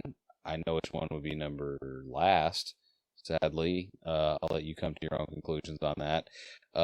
Surprisingly, though, to me, there's a fight between She-Hulk and Loki for number one out of the shows, in my mind, anyway. Dude, Rose absolutely disagrees with you. On Rose which did one? not like Loki. Really? Oh, What was the main thing you did not like about Loki? If you had to say one thing that you're like, if they had just changed this, I might be willing to reconsider. I really did not like the character Sylvie. I would have preferred if it just focused on Tom Hiddleston's Loki. Listen to me. I liked her, but I actually don't disagree with that. I did enjoy her character, but well, technically, she is Loki. Rose. Okay. Why are you kissing yourself? your Why are you kissing bitch yourself? ass. Why are you kissing yourself? Okay. If it didn't have her Loki, then it'd be a lot better. If it was just OG Loki, I'd be cool with that. I can't argue with that. Yeah. So, anyway, that's where this movie sits. I'm surprised it's our new number 4. Yeah, dude, that's awesome. Because our top 3 are going to be really hard to replace. Oh yeah. Well, what was number 5 now? So what did it knock out of number 4? Sorry. No, you're good. Eternals is number 5 now, right? Yeah. Or no. Oh. Wait, what the shit? What did you Hold do? on. I messed something up. Oh my god, I hit delete all. I think we'd witness Okay. Caleb having a heart attack right on screen. Yeah, so That happened. the top 5 is No Way Home, Endgame, Infinity War, Wakanda Forever, and Eternals. Okay, so it did knock Eternals out. Again, crazy to me that Eternals got so high and Ant-Man and the Wasp got so low, because I don't disagree with the Eternals one, is what I'm saying. Well, I tried taking. You said made sense. Yeah, I tried taking. I had to go based off of the score, our scores alone. Our Far From Home scores on here is not including the scores you and Vic gave. This is just between me and Rose. Yeah. But Ant-Man and the Wasp was one that I didn't have a record of what me and Rose gave it. versus what the other people gave it. So I'm just, that might be one that we have to re-explore too. I'm so down. Yeah, like all the other ones like are ones that I'm like, okay, this was like definitively like what we gave it. But Ant-Man and the Wasp was just one that I could not find the scores for. Yeah, because honestly, like, it sucks because I like Chris Hemsworth, like, and I like Thor, the character, but man, those movies are not doing that character enough justice. Not even No, a little they're not. bit. By the way, talk about compared to Wakanda Forever, what a terrible ending, Love and Thunder. They're just like, hey, everybody, we're Love, and I'm Thunder, and we're gonna rock your pants off. Wow! Like, no. Yeah. I would be genuinely shocked if Taika Waititi's invited back to Thor 5. Same. Shocked. I see what you did there.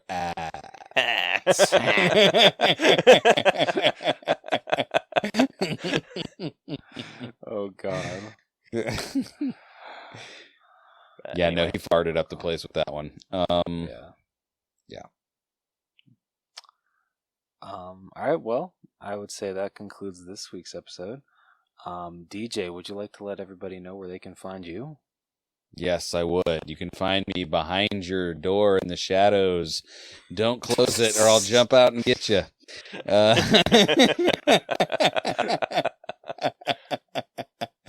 I'm in your back seat, Brucker. No. You're already listening to a podcast right now. Just go while you're listening to me right now. I'm giving you time. Go open your phone, go to your search bar, type in The Untrained Eye, and then click subscribe, and then you'll be done. Everything else, we barely post on Instagram and Twitter, but I might like your post if you're cool. So, at Untrained iPod, if you want to do that. But The Untrained Eye, go listen to our podcast. Dragging the Table, I do that one too, but, don't listen to the first couple. Anyway, that's it. That's all I got, I think.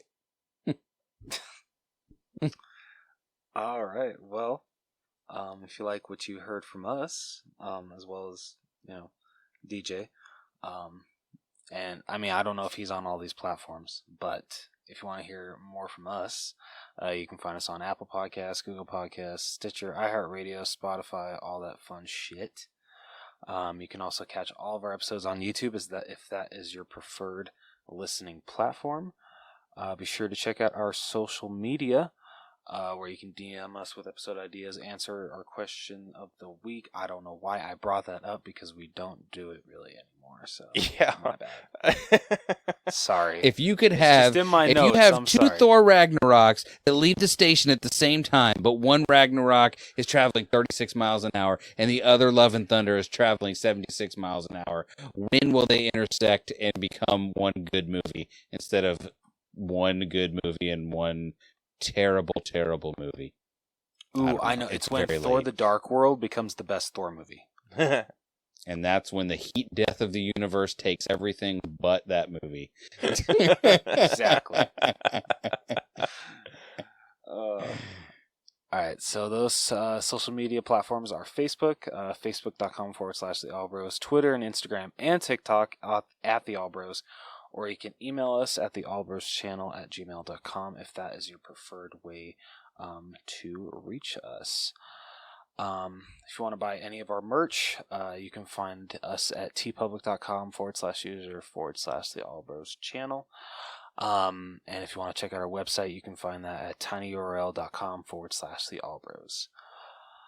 Next week, we'll be breaking down The Woman King. I'm assuming that's still in effect, right, Caleb? Yep. Okay, cool.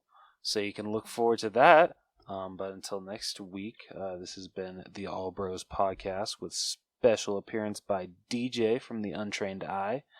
Hello. I'm Jonathan. Nah, I'm Caleb. And we will see you guys next week. Deuces. You asshole. Stole your line, bitch.